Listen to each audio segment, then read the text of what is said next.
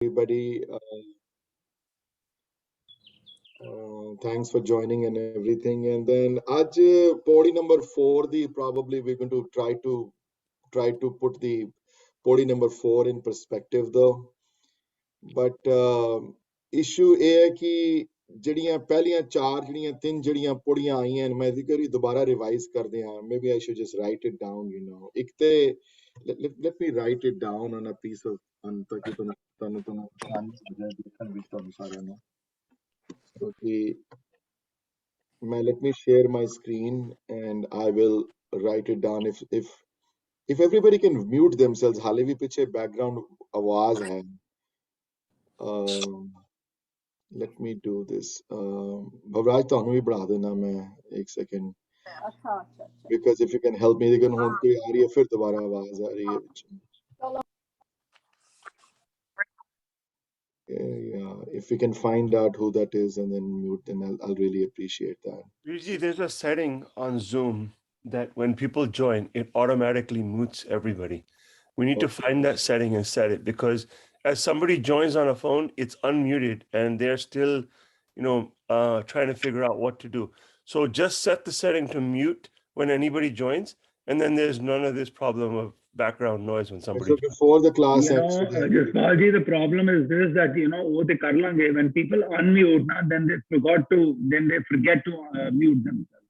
That's when we always try to mute them. that'll still stay, but this is a problem when people first start.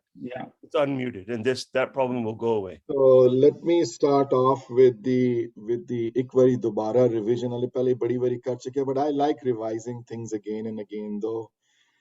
So ਹੁਣ ਤੱਕ ਦੀ discussion ਵਿੱਚ ਪਹਿਲੇ ਇੱਕ ਪ੍ਰਮਾਤਮਾ ਦਾ ਇੱਕ ਸਰੂਪ ਮੂਲ ਮੰਤਰ ਵਿੱਚ ਦੱਸਿਆ ਕੌਣ ਹੈ ਦੋਨੋਂ ਨਿਰਗੁਣ ਤੇ ਸਰਗੁਣ ਰੂਪ ਵਿੱਚ ਦੋਨੋਂ ਪ੍ਰਮਾਣ ਕੀਤੇ ਉਹਨਾਂ ਨੇ ਫਿਰ ਨਾਮ ਦੀ ਮਹਿਮਾ ਦੱਸੀ ਕਿ ਉਹ ਪ੍ਰਮਾਤਮਾ ਜਿਹੜਾ ਹੈ ਉਹ ਮੈਨੀਫੈਸਟੇਸ਼ਨ ਉਹ ਜਿਹੜੀ ਆ ਉਹ ਆਪਣੀ ਸ਼ਕਤੀ ਵਿੱਚ ਨਾਮ ਵਿੱਚ ਹੈ ਉਹਦੀ ਤੇ ਨਾਮ ਨੂੰ ਸੱਤ ਕਿਹਾ ਉਹਨਾਂ ਨੇ ਉਸ ਤੋਂ ਬਾਅਦ ਪ੍ਰਮਾਤਮਾ ਦੇ ਐਟਰੀਬਿਊਟਸ ਦੱਸੇ ਸਾਰੇ ਕਰਤਾ ਹੈ ਨਿਰਭਉ ਹੈ ਨਿਰਵੈਰ ਹੈ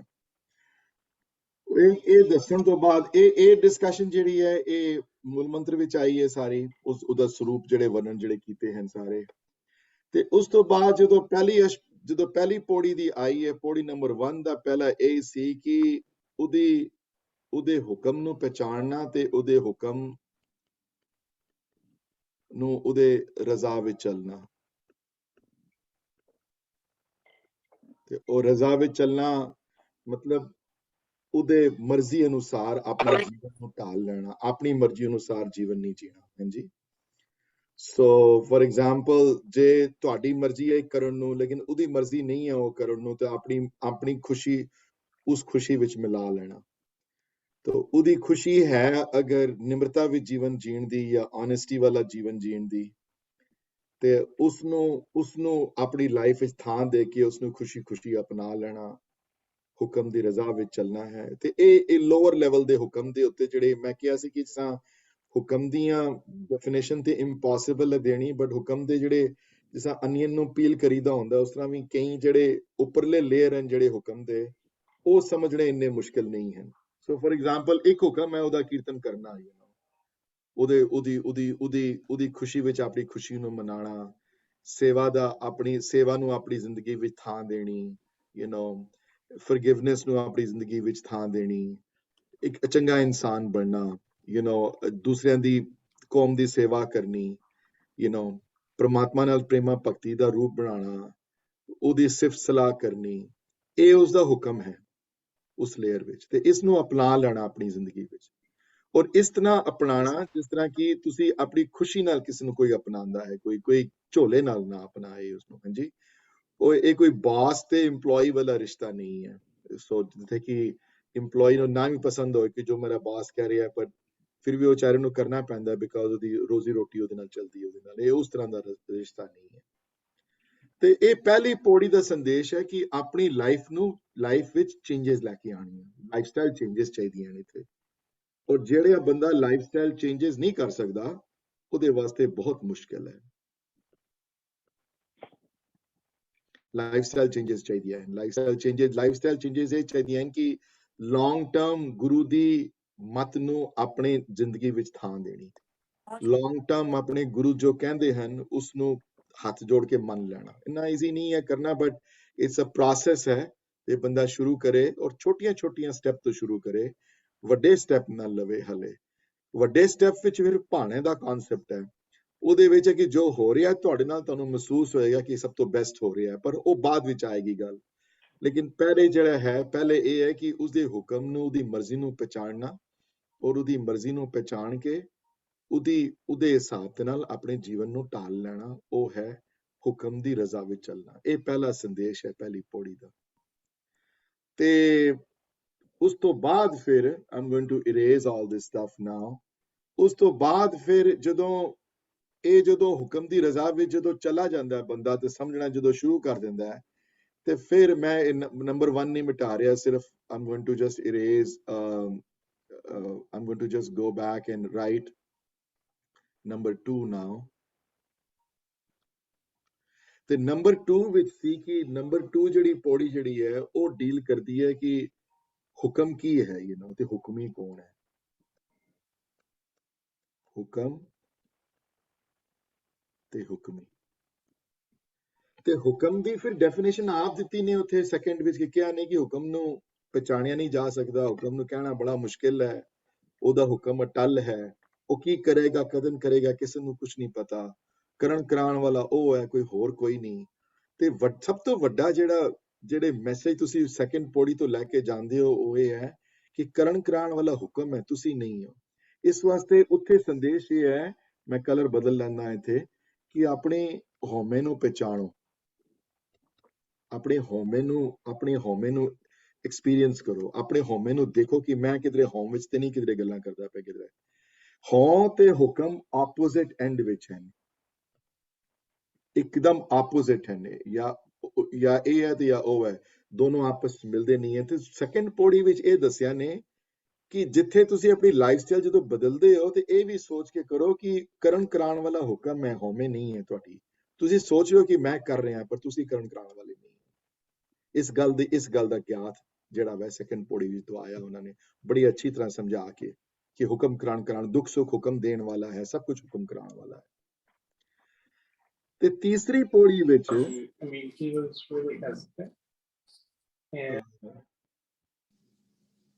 ਤੀਸਰੀ ਪੌੜੀ ਵਿੱਚ ਇਹ ਹੈ ਕਿ ਤੀਸਰੀ ਪੌੜੀ ਵਿੱਚ ਜਿਹੜਾ ਮੇਨ ਜਿਹੜਾ ਫੋਕਸ ਜਿਹੜਾ ਤੀਸਰੀ ਪੌੜੀ ਦਾ ਇਹ ਸੀ ਕਿ ਜਿੱਥੇ ਹੁਕਮ ਕਰਨ ਕਰਾਉਣ ਵਾਲਾ ਹੈ, ਹਉਮੈ ਨਹੀਂ ਕਰਨ ਕਰਾਉਣ ਵਾਲੀ, ਔਰ ਹੁਕਮ ਦੀ ਰਜ਼ਾ ਵਿੱਚ ਇੱਥੇ ਚੱਲਣਾ ਹੈ।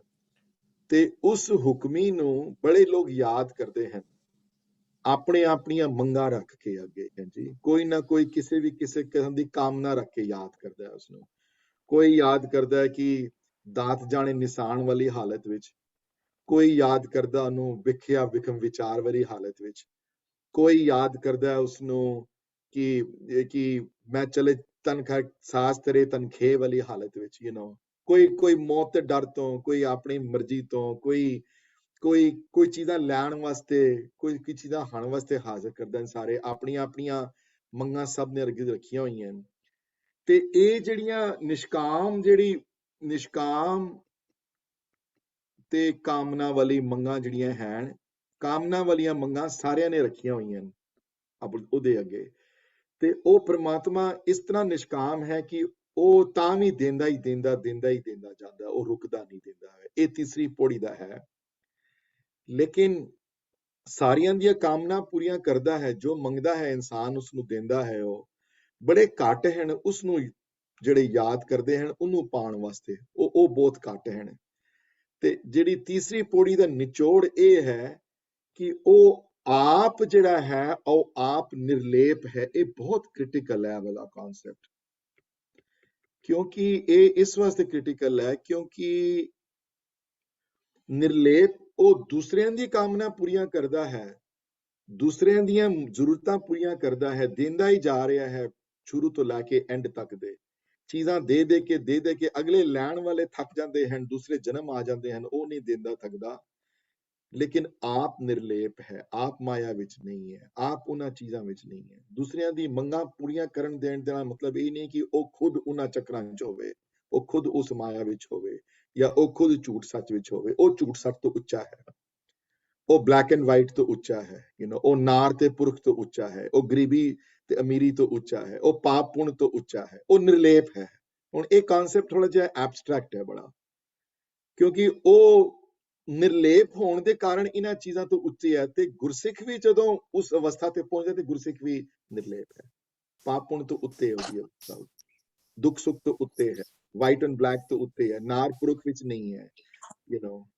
ਸੋ ਇਹ ਪਹਿਲੀਆਂ 3 ਪੌੜੀਆਂ ਦਾ ਜਿਹੜਾ ਨਿਚੋੜ, ਜਿਹੜਾ ਪਹਿਲੇ 3 ਪੌੜੀਆਂ ਦਾ ਇਹ ਹੈ ਕਿ ਕਰਨ ਕਰਾਉਣ ਵਾਲਾ ਪ੍ਰਮਾਤਮਾ ਹੈ, ਹੋਰ ਕੋਈ ਨਹੀਂ।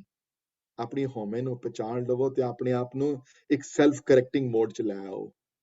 ਆਪਣੇ ਆਪ ਨੂੰ ਰੋਜ਼ ਐਗਜ਼ਾਮਿਨ ਕਰੋ ਕਿ ਮੈਂ ਕਿਧਰੇ ਹਉਮੈ ਵਾਲੀ ਸੋਚ ਤੇ ਨਹੀਂ ਮੇਰੇ ਚ। ਦੂਸਰਾ, ਪ੍ਰਮਾਤਮਾ ਨਿਰਲੇਪ ਹੈ, ਦੂਸਰਿਆਂ ਦੀਆਂ ਕਾਮਨਾ ਪੂਰੀਆਂ ਕਰਦਾ ਹੈ। ਲੋਕ ਉਸ ਨੂੰ ਯਾਦ ਕਰਦੇ ਹਨ, ਹਰ ਤਰੀਕੇ ਦੇ ਲੋਕ ਯਾਦ ਕਰਦੇ ਹਨ ਆਪਣੀਆਂ ਜ਼ਰੂਰਤਾਂ ਪੂਰੀਆਂ ਕਰਨ ਵਾਸਤੇ, ਪਰ ਉਹ ਆਪ ਕਿਸੇ ਜ਼ਰੂਰਤ ਵਿੱਚ ਨਹੀਂ ਹੈ, ਉਹ ਆਪ ਕਿਸੇ ਨਿਰਲੇਪ ਦੀ ਭਾਵਨਾ ਚ ਨਹੀਂ ਹੈ। ਔਰ ਪਹਿਲੀ ਪੌੜੀ ਵਿੱਚ ਸੀ ਕਿ ਉਸ ਦੀ ਮਰਜ਼ੀ ਨੂੰ ਪਛਾਣਨਾ ਤੁਹਾਡਾ ਬੜਾ ਵੱਡਾ ਕੰਮ ਹੈ। ਉਹਦੀ ਮਰਜ਼ੀ ਕੀ ਹੈ, ਉਹਦੀ ਰਜ਼ਾ ਨੂੰ ਪਛਾਣਨਾ, ਉਹ ਕਿਹੜਾ ਲਾਈਫ ਸਟਾਈਲ ਪਸੰਦ ਕਰਦਾ ਹੈ, ਉਸ ਨੂੰ ਜਾਣਨਾ ਬਹੁਤ ਇੰਪੋਰਟੈਂਟ ਹੈ। ਤੇ ਜਾਣ ਕੇ ਆਪਣੀ ਲਾਈਫ ਵਿੱਚ ਢਾਲ ਦੇਣਾ ਬੜਾ ਇੰਪੋਰਟੈਂਟ ਹੈ। ਹਾਂਜੀ, I'm going to stop sharing my screen here now. ਇਹ ਪਹਿਲੀਆਂ ਜਿਹੜੀਆਂ ਪੌੜੀਆਂ ਆਈਆਂ ਤਿੰਨ, ਉਹਦਾ ਨਿਚੋੜ ਜਿਹੜਾ ਹੈ, ਓਵਰਆਲ ਜਿਹੜਾ ਨਿਚੋੜ ਇਹ 3 ਹੈ। ਪਰ ਬਾਟਮ ਲਾਈਨ ਫਿਰ ਵੀ ਇਹੀ ਹੈ ਕਿ ਕਿਸ ਤਰ੍ਹਾਂ ਤੁਹਾਡੇ ਅੱਗੇ ਪ੍ਰਭੂ ਮਿਲਣ ਦੀ ਇਹ ਪੌੜੀਆਂ ਤੇ ਲਿਖੀਆਂ ਤੇ ਉਹਨਾਂ ਵਾਸਤੇ ਗਈਆਂ ਜਿਹੜੇ ਜਿਗਿਆਸੂ ਹੋਵੇ, ਜਿਹੜਾ ਜਿਗਿਆਸੂ ਉੱਚ ਕੋਟੀ ਦਾ ਹੋਵੇ। ਤੇ let's me define the word ਜਿਗਿਆਸੂ। ਜਿਗਿਆਸੂ ਕੌਣ ਹੈ? ਜਿਗਿਆਸੂ ਦਾ ਜਿਹੜੇ ਲਿਟਰਲ ਮੀਨਿੰਗ ਹੈ, ਜਿਹਦੇ ਅੰਦਰ ਜਿਗਿਆਸਾ ਹੋਵੇ, ਜਿਹਦੇ ਅੰਦਰ ਕੋਈ ਸਿੱਖਣ ਦਾ ਚਾਹ ਹੋਵੇ, ਜਾਂ ਜਿਹਦੇ ਅੰਦਰ ਕੋਈ ਪਛਾਣਨ ਦਾ ਚਾਹ ਹੋਵੇ। ਜਿਗਿਆਸੂ ਉਹ ਹੈ ਜਿਹੜਾ ਸਟੇਟਸ ਕੋ ਤੋਂ ਖੁਸ਼ ਨਹੀਂ ਹੈ, ਜਿਹੜਾ ਸਵੇਰੇ ਉੱਠਦਾ ਬੰਦਾ, ਬ੍ਰਸ਼ ਕਰਦਾ ਹੈ, ਦੈਨ ਫਿਰ ਨਾਸ਼ਤਾ ਕਰਕੇ ਕੰਮ ਤੇ ਚਲਾ ਜਾਂਦਾ ਹੈ, ਵਟਐਵਰ, ਜਾਂ ਘਰੋਂ ਕੰਮ ਕਰਦੇ ਨੇ ਅੱਜਕੱਲ ਮੇਰੇ ਵਰਗੇ, ਉਹ ਪੂਰਾ ਦਿਨ ਫਿਰ ਕੰਮ ਕਰਦਾ ਹੈ, ਕੰਮ 'ਚ ਉਲਝਿਆ ਰਹਿੰਦਾ ਹੈ। ਸ਼ਾਮ ਹੁੰਦੀ ਹੈ, ਫਿਰ ਕੁਝ ਕਰਦਾ ਹੈ, ਚਾਹ ਦਾ ਇੱਕ ਕੱਪ ਪੀਂਦਾ ਹੈ, ਥੋੜਾ ਟੀਵੀ ਦੇਖਦਾ ਹੈ, ਥੋੜਾ ਬਹੁਤ ਗੁਰਬਾਣੀ ਵੀ ਪੜ੍ਹ ਲੈਂਦਾ ਹੈ, ਸਵੇਰੇ ਜਪਜੀ ਪੜ੍ਹ ਲੈਂਦਾ ਹੈ, ਰਾਤੀ ਰਹਿਰਾਸ ਵੀ ਪੜ੍ਹ ਲੈਂਦਾ ਹੈ। ਉਸ ਤੋਂ ਬਾਅਦ ਫਿਰ ਰੋਟੀ ਖਾਂਦਾ ਹੈ, ਫਿਰ ਉਹ ਸੋ ਜਾਂਦਾ ਹੈ। ਫਿਰ ਉਸ ਤੋਂ ਬਾਅਦ ਬੱਚਿਆਂ ਨਾਲ ਮਿਲਦਾ ਹੈ, ਛੋਟੇ ਬੱਚੇ ਹੋਣ ਵੱਡੇ, ਫਿਰ ਵੱਡਿਆਂ ਦੀ ਆਪਣੀ ਲਾਈਫ ਹੈ, ਐਂਡ ਫਿਰ ਅਗਲਾ ਦਿਨ ਆਉਂਦਾ, ਫਿਰ ਉਹੀ ਸੇਮ ਹੋ ਜਾਂਦਾ ਹੈ। ਫਿਰ ਵੀਕਐਂਡ ਆ ਜਾਂਦਾ ਹੈ, ਫਿਰ ਉਹ ਕਿਧਰੇ ਬਿਜ਼ੀ ਹੋ ਜਾਂਦਾ ਆਪਣੇ ਫਰੈਂਡਸ ਨਾਲ, ਫਿਰ ਸੰਡੇ ਆ ਜਾਂਦਾ, ਗੁਰਦੁਆਰੇ ਚਲਾ ਜਾਂਦਾ ਥੋੜੀ ਦੇਰ ਵਾਸਤੇ। ਇਹ ਫਿਰ ਉਹ ਇੱਕ ਦਿਨ ਆਉਂਦਾ ਜਦੋਂ ਇਸ ਦੁਨੀਆ ਤੋਂ ਚਲਾ ਜਾਂਦਾ, ਫਿਰ ਉਹ ਇਹਨਾਂ ਲਾਈਫ ਸਟਾਈਲ ਦੇ ਵਿੱਚੋਂ। ਜਿਗਿਆਸੂ ਦੇ ਵਿੱਚ ਤੇ ਉਸ ਬੰਦੇ 'ਚ ਇਹ ਫਰਕ ਹੈ ਕਿ ਜਿਗਿਆਸੂ ਇਸ ਲਾਈਫ ਸਟਾਈਲ ਤੋਂ ਖੁਸ਼ ਨਹੀਂ। ਜਿਗਿਆਸੂ ਨੂੰ ਕੁਝ ਹੋਰ ਚਾਹੀਦਾ ਇਸ ਲਾਈਫ ਵਿੱਚੋਂ। ਕੀ ਚਾਹੀਦਾ ਹੈ? ਜੋ ਗੁਰੂ ਨੇ ਤੁਹਾਨੂੰ, ਜੋ ਪ੍ਰਮਾਤਮਾ ਨੇ ਇੱਥੋਂ ਲਿਆਉਣ ਵਾਸਤੇ ਭੇਜਿਆ ਹੈ, ਉਹ ਕੀ ਹੈ? ਉਹ ਹੈ ਨਾਮ। ਨਾਮ ਕੀ ਹੈ? ਨਾਮ ਉਹਦੀ ਸ਼ਕਤੀ ਹੈ। ਤੇ ਸ਼ਕਤੀ ਨੂੰ ਕਿਸ ਤਰ੍ਹਾਂ ਮਿਲੇ ਬੰਦਾ? ਨਾਮ ਪ੍ਰੇਮਾ ਭਗਤੀ ਹੈ। ਪ੍ਰਮਾਤਮਾ ਨਾਲ ਪ੍ਰੇਮ, ਉਸ ਕ੍ਰੀਏਟਰ ਨਾਲ ਆਪਣੀ ਰਿਲੇਸ਼ਨਸ਼ਿਪ ਇਸਟੈਬਲਿਸ਼ ਕਰਨੀ ਸਿੱਖੀਜ਼ਮ ਵਿੱਚ ਗੁਰੂ ਘਰ ਦਾ ਸਭ ਤੋਂ ਵੱਡਾ ਉਦੇਸ਼ ਹੈ ਲਾਈਫ ਦਾ। ਹਾਂਜੀ, ਜਿਹੜੇ ਕਰਦੇ ਹਨ, ਜਿਹੜੇ ਕੋਸ਼ਿਸ਼ ਜਿਹੜੇ। ਹੁਣ ਇਸ਼ੂ ਇਹ ਆ ਜਾਂਦਾ ਹੈ, ਔਰ ਮੈਂ ਪਹਿਲੇ ਵੀ ਲਾਸਟ ਵੀਕ ਵਿੱਚ ਗੱਲ ਕੀਤੀ ਸੀ ਕਿ ਦੇਖੋ ਤੁਹਾਡੇ ਅੰਦਰ ਇਹ ਕਿਸ ਤਰ੍ਹਾਂ ਲਾਲਸਾ ਬੜੇ ਪ੍ਰਭੂ ਮਿਲਾਪ ਦੀ। ਹਾਂਜੀ, ਤੁਹਾਡੇ ਅੰਦਰ ਇਹ ਕਿਸ ਤਰ੍ਹਾਂ, ਤੁਹਾਡੇ ਅੰਦਰੋਂ ਕਿੰਜ ਮੈਂ ਜਗਾਵਾਂ ਇਹ ਲਾਈਟ, ਜਾਂ ਕੋਈ ਕਿੰਜ ਜਗਾਏ ਇਹ ਲਾਈਟ ਕਿ ਮਰਨ ਤੋਂ ਪਹਿਲੇ ਪ੍ਰਮਾਤਮਾ ਮਿਲਣ ਦੀ ਜਿਹੜੀ ਤਾਂਘ ਜਿਹੜੀ ਹੈ ਤੁਹਾਡੇ ਅੰਦਰ ਪੈਦਾ ਹੋਵੇ। ਦੇਖੋ, ਤਾਂਘ ਜਦ ਤੱਕ ਨਹੀਂ ਪੈਦਾ ਹੁੰਦੀ, ਤਦ ਤੱਕ ਕਰਨਾ ਕੰਮ ਬੜਾ ਮੁਸ਼ਕਿਲ ਹੈ।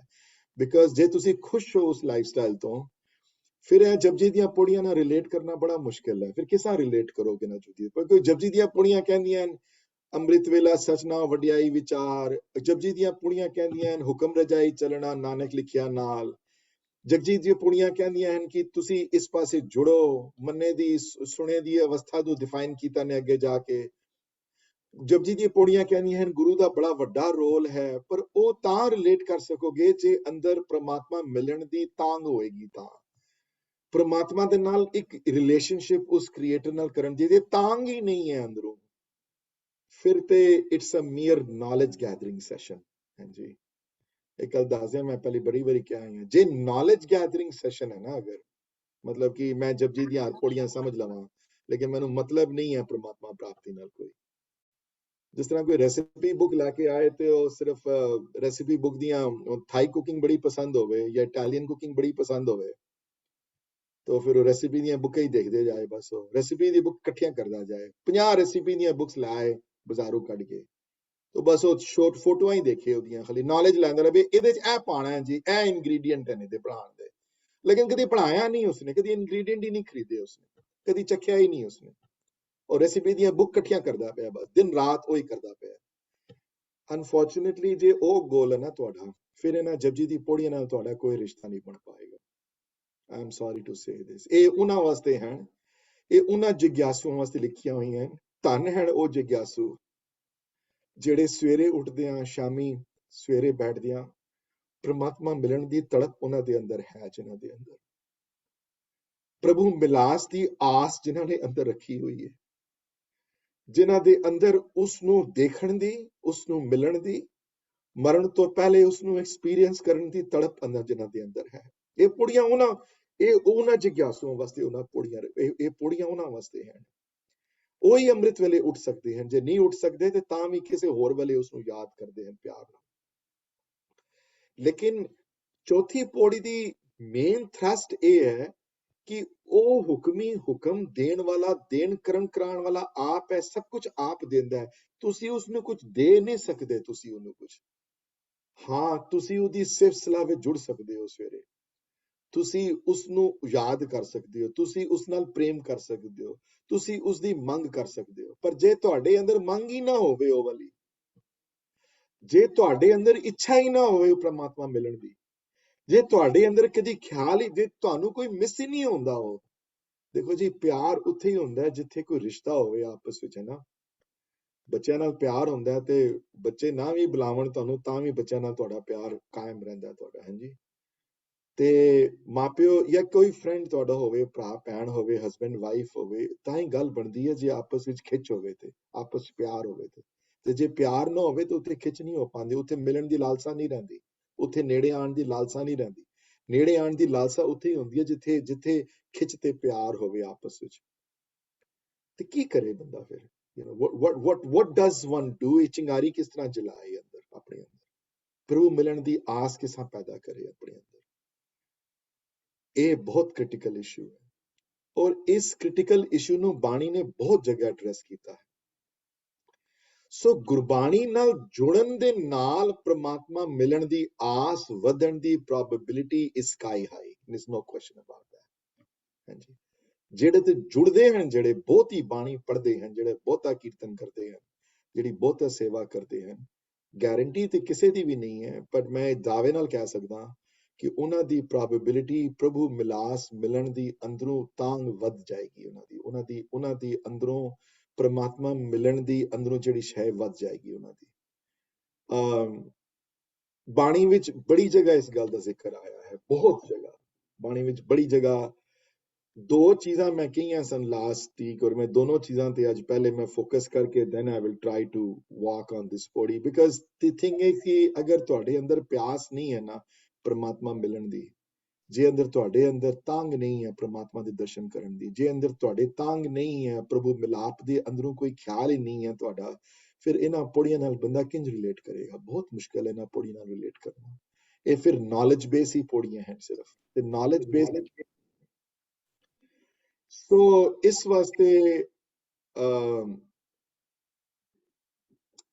ਵਾਸਤੇ ਦੋ ਚੀਜ਼ਾਂ ਜਿਹੜੀਆਂ ਹਨ ਉਹ ਰეკਮੈਂਡ ਕੀਤੀਆਂ ਗਈਆਂ ਹਨ। ਬਾਣੀ ਪੜ੍ਹਨੀ, ਬਾਣੀ ਸਮਝਣੀ, ਕੀਰਤਨ ਕਰਨਾ, ਕੀਰਤਨ ਸਿਖਾਉਣਾ ਤੇ ਸੁਣਨਾ, ਉਹ ਤੇ ਹੈ ਹੀ ਹੈ।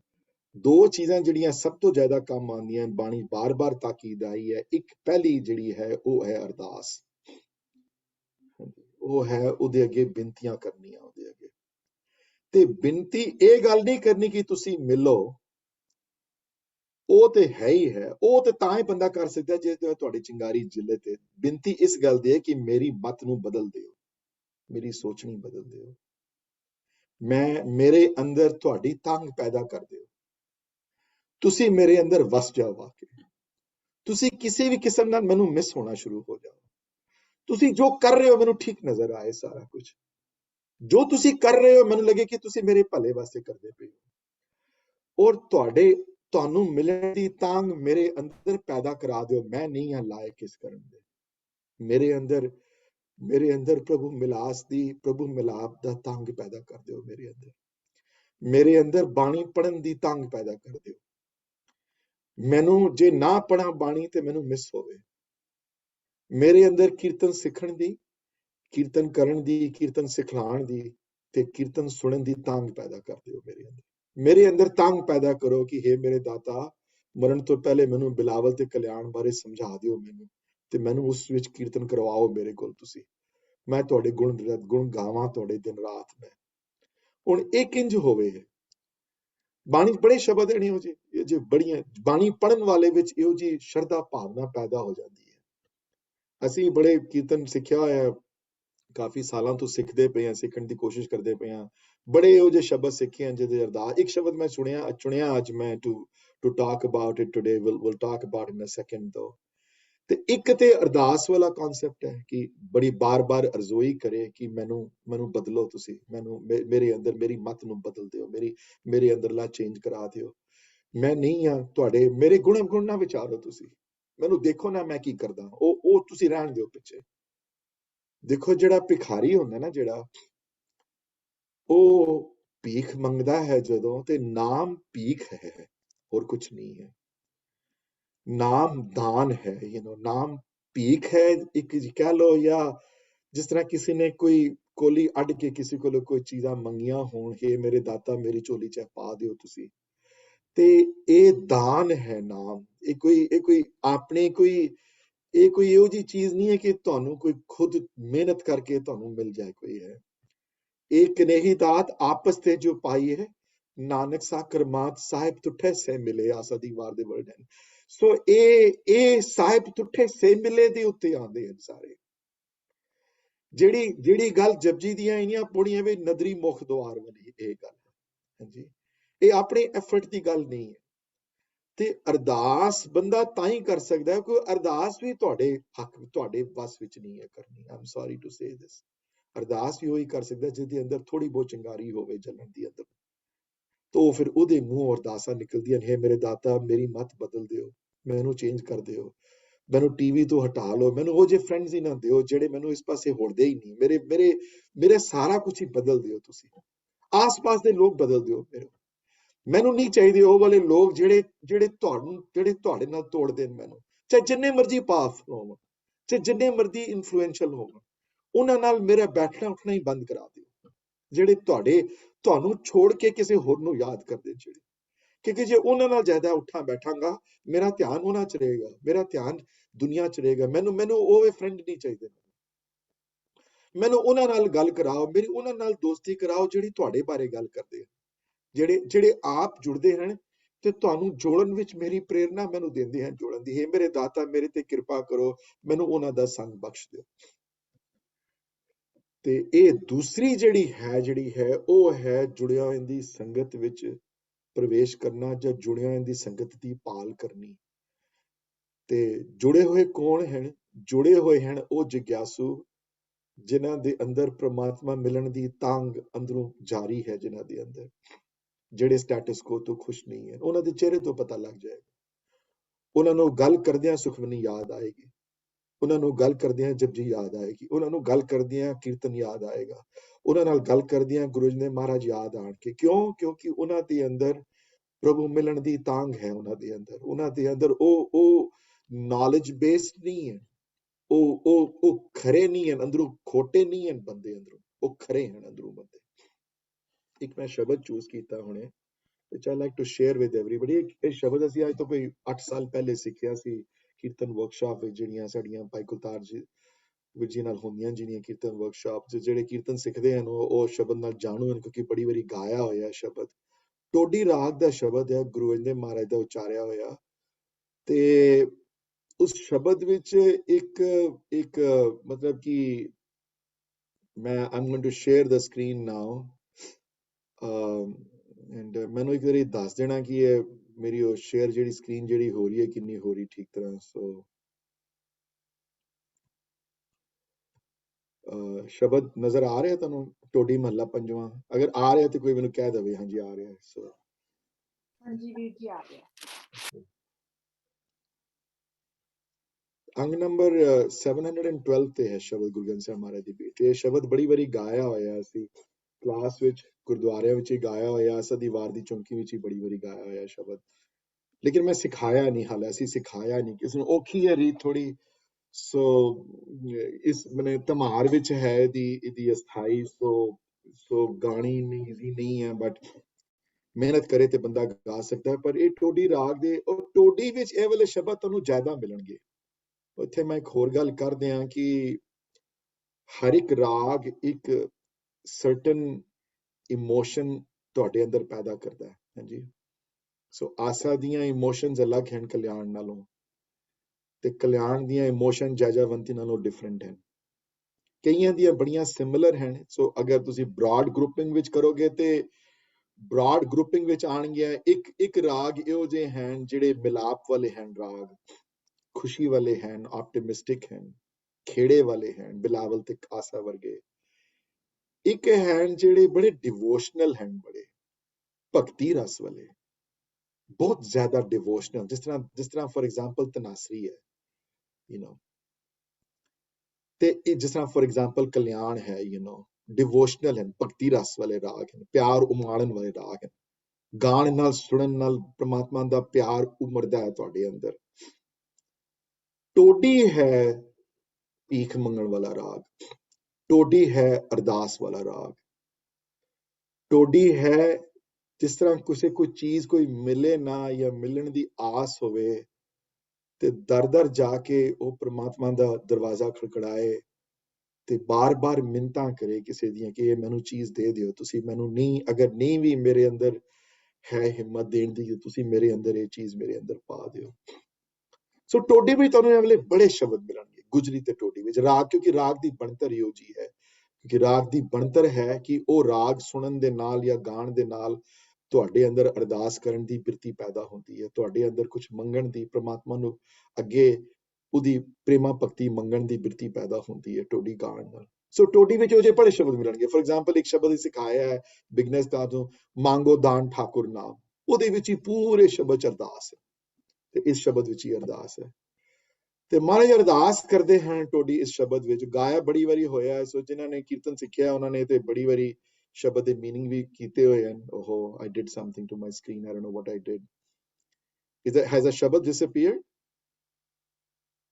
Virji, it's there only. Okay. On the screen. ਮੇਰੀ ਸਕਰੀਨ ਤੇ ਡਿਸਅਪੀਅਰ ਹੋ ਗਿਆ ਸੀ ਫॉर ਅ ਸੈਕਿੰਡ। ਟੋਡੀ ਮਹੱਲਾ ਪੰਜਵਾਂ। ਰਹਾਉ ਦੀਆਂ ਪੰਕਤੀਆਂ ਹਨ ਕਿ ਕਿਰਪਾ ਨਿਧ ਭਸੋ ਹਿਰਦੇ ਹਰ ਨੀਤ। ਨਿਧ ਮਨੇ ਖਜ਼ਾਨਾ, ਕਿਰਪਾ ਮਨੇ ਕਿਰਪਾ ਕਰਨ ਵਾਲਾ, ਕਿਰਪਾ ਦੇ ਖਜ਼ਾਨੇ ਵਿੱਚ ਭਾਵ ਬਖਸ਼ਿੰਦ ਪ੍ਰਮਾਤਮਾ ਅੱਗੇ ਅਰਦਾਸ ਕਰਦੇ ਹਨ, ਹੇ ਮੇਰੇ ਦਾਤਾ, ਹੇ ਮੇਰੇ ਕਿਰਪਾ ਨਿਧ, ਬਸੋ ਹਿਰਦੇ ਮੇਰੇ ਅੰਦਰ ਆ ਕੇ, ਨੀਤ ਮਨੇ ਹਮੇਸ਼ਾ ਵਾਸਤੇ ਅੰਦਰ ਆ ਕੇ ਵਸ ਜਾਓ। ਤੁਸੀਂ ਮੇਰੇ ਅੰਦਰ ਆ ਕੇ ਵਸ ਜਾਓ, ਬਸ ਮੈਂ ਇਹ ਚਾਹੁੰਦਾ। ਮੇਰੇ ਅੰਦਰ ਖਿਮਤਾ ਨਹੀਂ ਹੈ ਤੁਹਾਨੂੰ ਵਸਾਣ ਦੀ, ਤੁਸੀਂ ਆਪ ਆ ਕੇ ਮੇਰੇ ਹਿਰਦੇ ਚ ਵਸੋ। ਬਾਰ-ਬਾਰ ਅਰਦਾਸ ਕਰਦੇ ਆ, ਕਿਰਪਾ ਨਿਧ ਬਸੋ ਮਨੇ, ਤੁਸੀਂ ਵਸ ਜਾਓ ਹਿਰਦੇ ਮੇਰੇ ਅੰਦਰ, ਹਰ ਨੀਤ ਹੈ ਹਰੀ ਪ੍ਰਮਾਤਮਾ, ਹੈ ਕਿਰਪਾ ਨਿਧ ਮੇਰੇ ਅੰਦਰ ਨੀਤ ਵਾਸਤੇ, ਹਮੇਸ਼ਾ ਵਾਸਤੇ ਮੇਰੇ ਅੰਦਰ ਆ ਕੇ ਵਸ ਜਾਓ। ਤੈਸੀ ਬੁੱਧ ਕਰੋ ਪ੍ਰਗਾਸਾ, ਲਾਗੇ ਪ੍ਰਭ ਸੰਗ ਪ੍ਰੀਤ। ਮੇਰੀ ਬੁੱਧੀ ਬਦਲ ਦਿਓ, ਮੇਰੀ ਚੇਤਨਾ ਬਦਲ ਦਿਓ, ਮੇਰੀ ਸੋਚਣ ਸ਼ਕਤੀ ਤੁਸੀਂ ਆਪ ਲੈ ਲਵੋ ਮੇਰੇ ਕੋਲ, ਮੇਰੇ ਅੰਦਰ ਥਾਟ ਪ੍ਰੋਸੈਸ ਬਦਲ ਦਿਓ ਮੇਰੇ ਸਾਥ। ਐਸੀ ਬੁੱਧ ਦਾ ਅੰਦਰ ਪ੍ਰਗਾਸ ਕਰ ਦਿਓ, ਐਸੀ ਚੇਤਨਾ ਦਾ ਅੰਦਰ ਮੇਰੇ ਅੰਦਰ ਪ੍ਰਗਾਸ ਕਰ ਦਿਓ ਕਿ ਤੁਹਾਡੇ ਨਾਲ ਮੇਰਾ ਪ੍ਰੇਮ ਬਣਾਵੇ, ਤੁਹਾਡੇ ਪ੍ਰੇਮਾ ਭਗਤੀ ਚ ਡੁੱਬਾ ਜਾਵੇ। ਮੈਨੂੰ ਦੁਨੀਆ ਤੋਂ ਮੇਰਾ ਇੰਟਰਸਟ ਘਟ ਕੇ ਤੁਹਾਡੇ ਵਿੱਚ ਲੱਗ ਜਾਏ।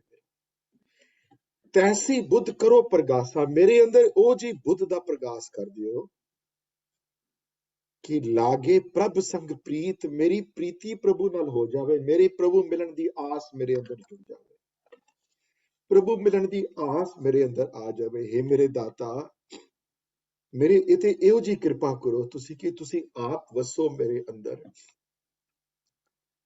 ते मेरी बुद्ध नु, मेरी इंटेलेक्ट नु, मेरी थॉट प्रोसेस नु हमेशा वास्ते बदल दियो तुसी। ऐसा प्रगास करो इस बुद्ध विच कि मैनू मेरे अंदर तुहाडे अंदर प्रीति मेरे नाल बन आए, तुहाडी मेरे अंदर तुहाडा प्यार बन आए, मेरे अंदर प्रेमा भक्ति दा ज्वाला मुखी छुट पाए, मेरे अंदर तुहाडे बिना रह ना सका। ते हुण अगलियां तुकां विच उस कॉन्सेप्ट नु डेवलप करदे हैं भी ये किस तरह होएगा काम। हाँ जी, ते पहले ही लाइनां विच जड़ियां पहलियां गल्लां जड़ियां मैं कहियां सन, ओदा आंसर तुहानू इत्थों ही मिल जाएगा कि पहले ते मेरे उन्हां नाल मुलाकात कराओ ना जेड़े तुहाडियां सेवा करदे हैं, जेड़े तुहाडे नाल जुड़े हुए हैं। जेड़े मैं कितनी बारी इस गल नू कहा है तो मैं करोड़ां बारी दोबारा कहांगा, जद तक तुहाडे च हिम्मत नहीं है ना अपने आले दुआले किस नाल मिलदे हो उन्हों चेंज करन दी, तद तक परमात्मा प्राप्ति मिलनी बहुत मुश्किल है।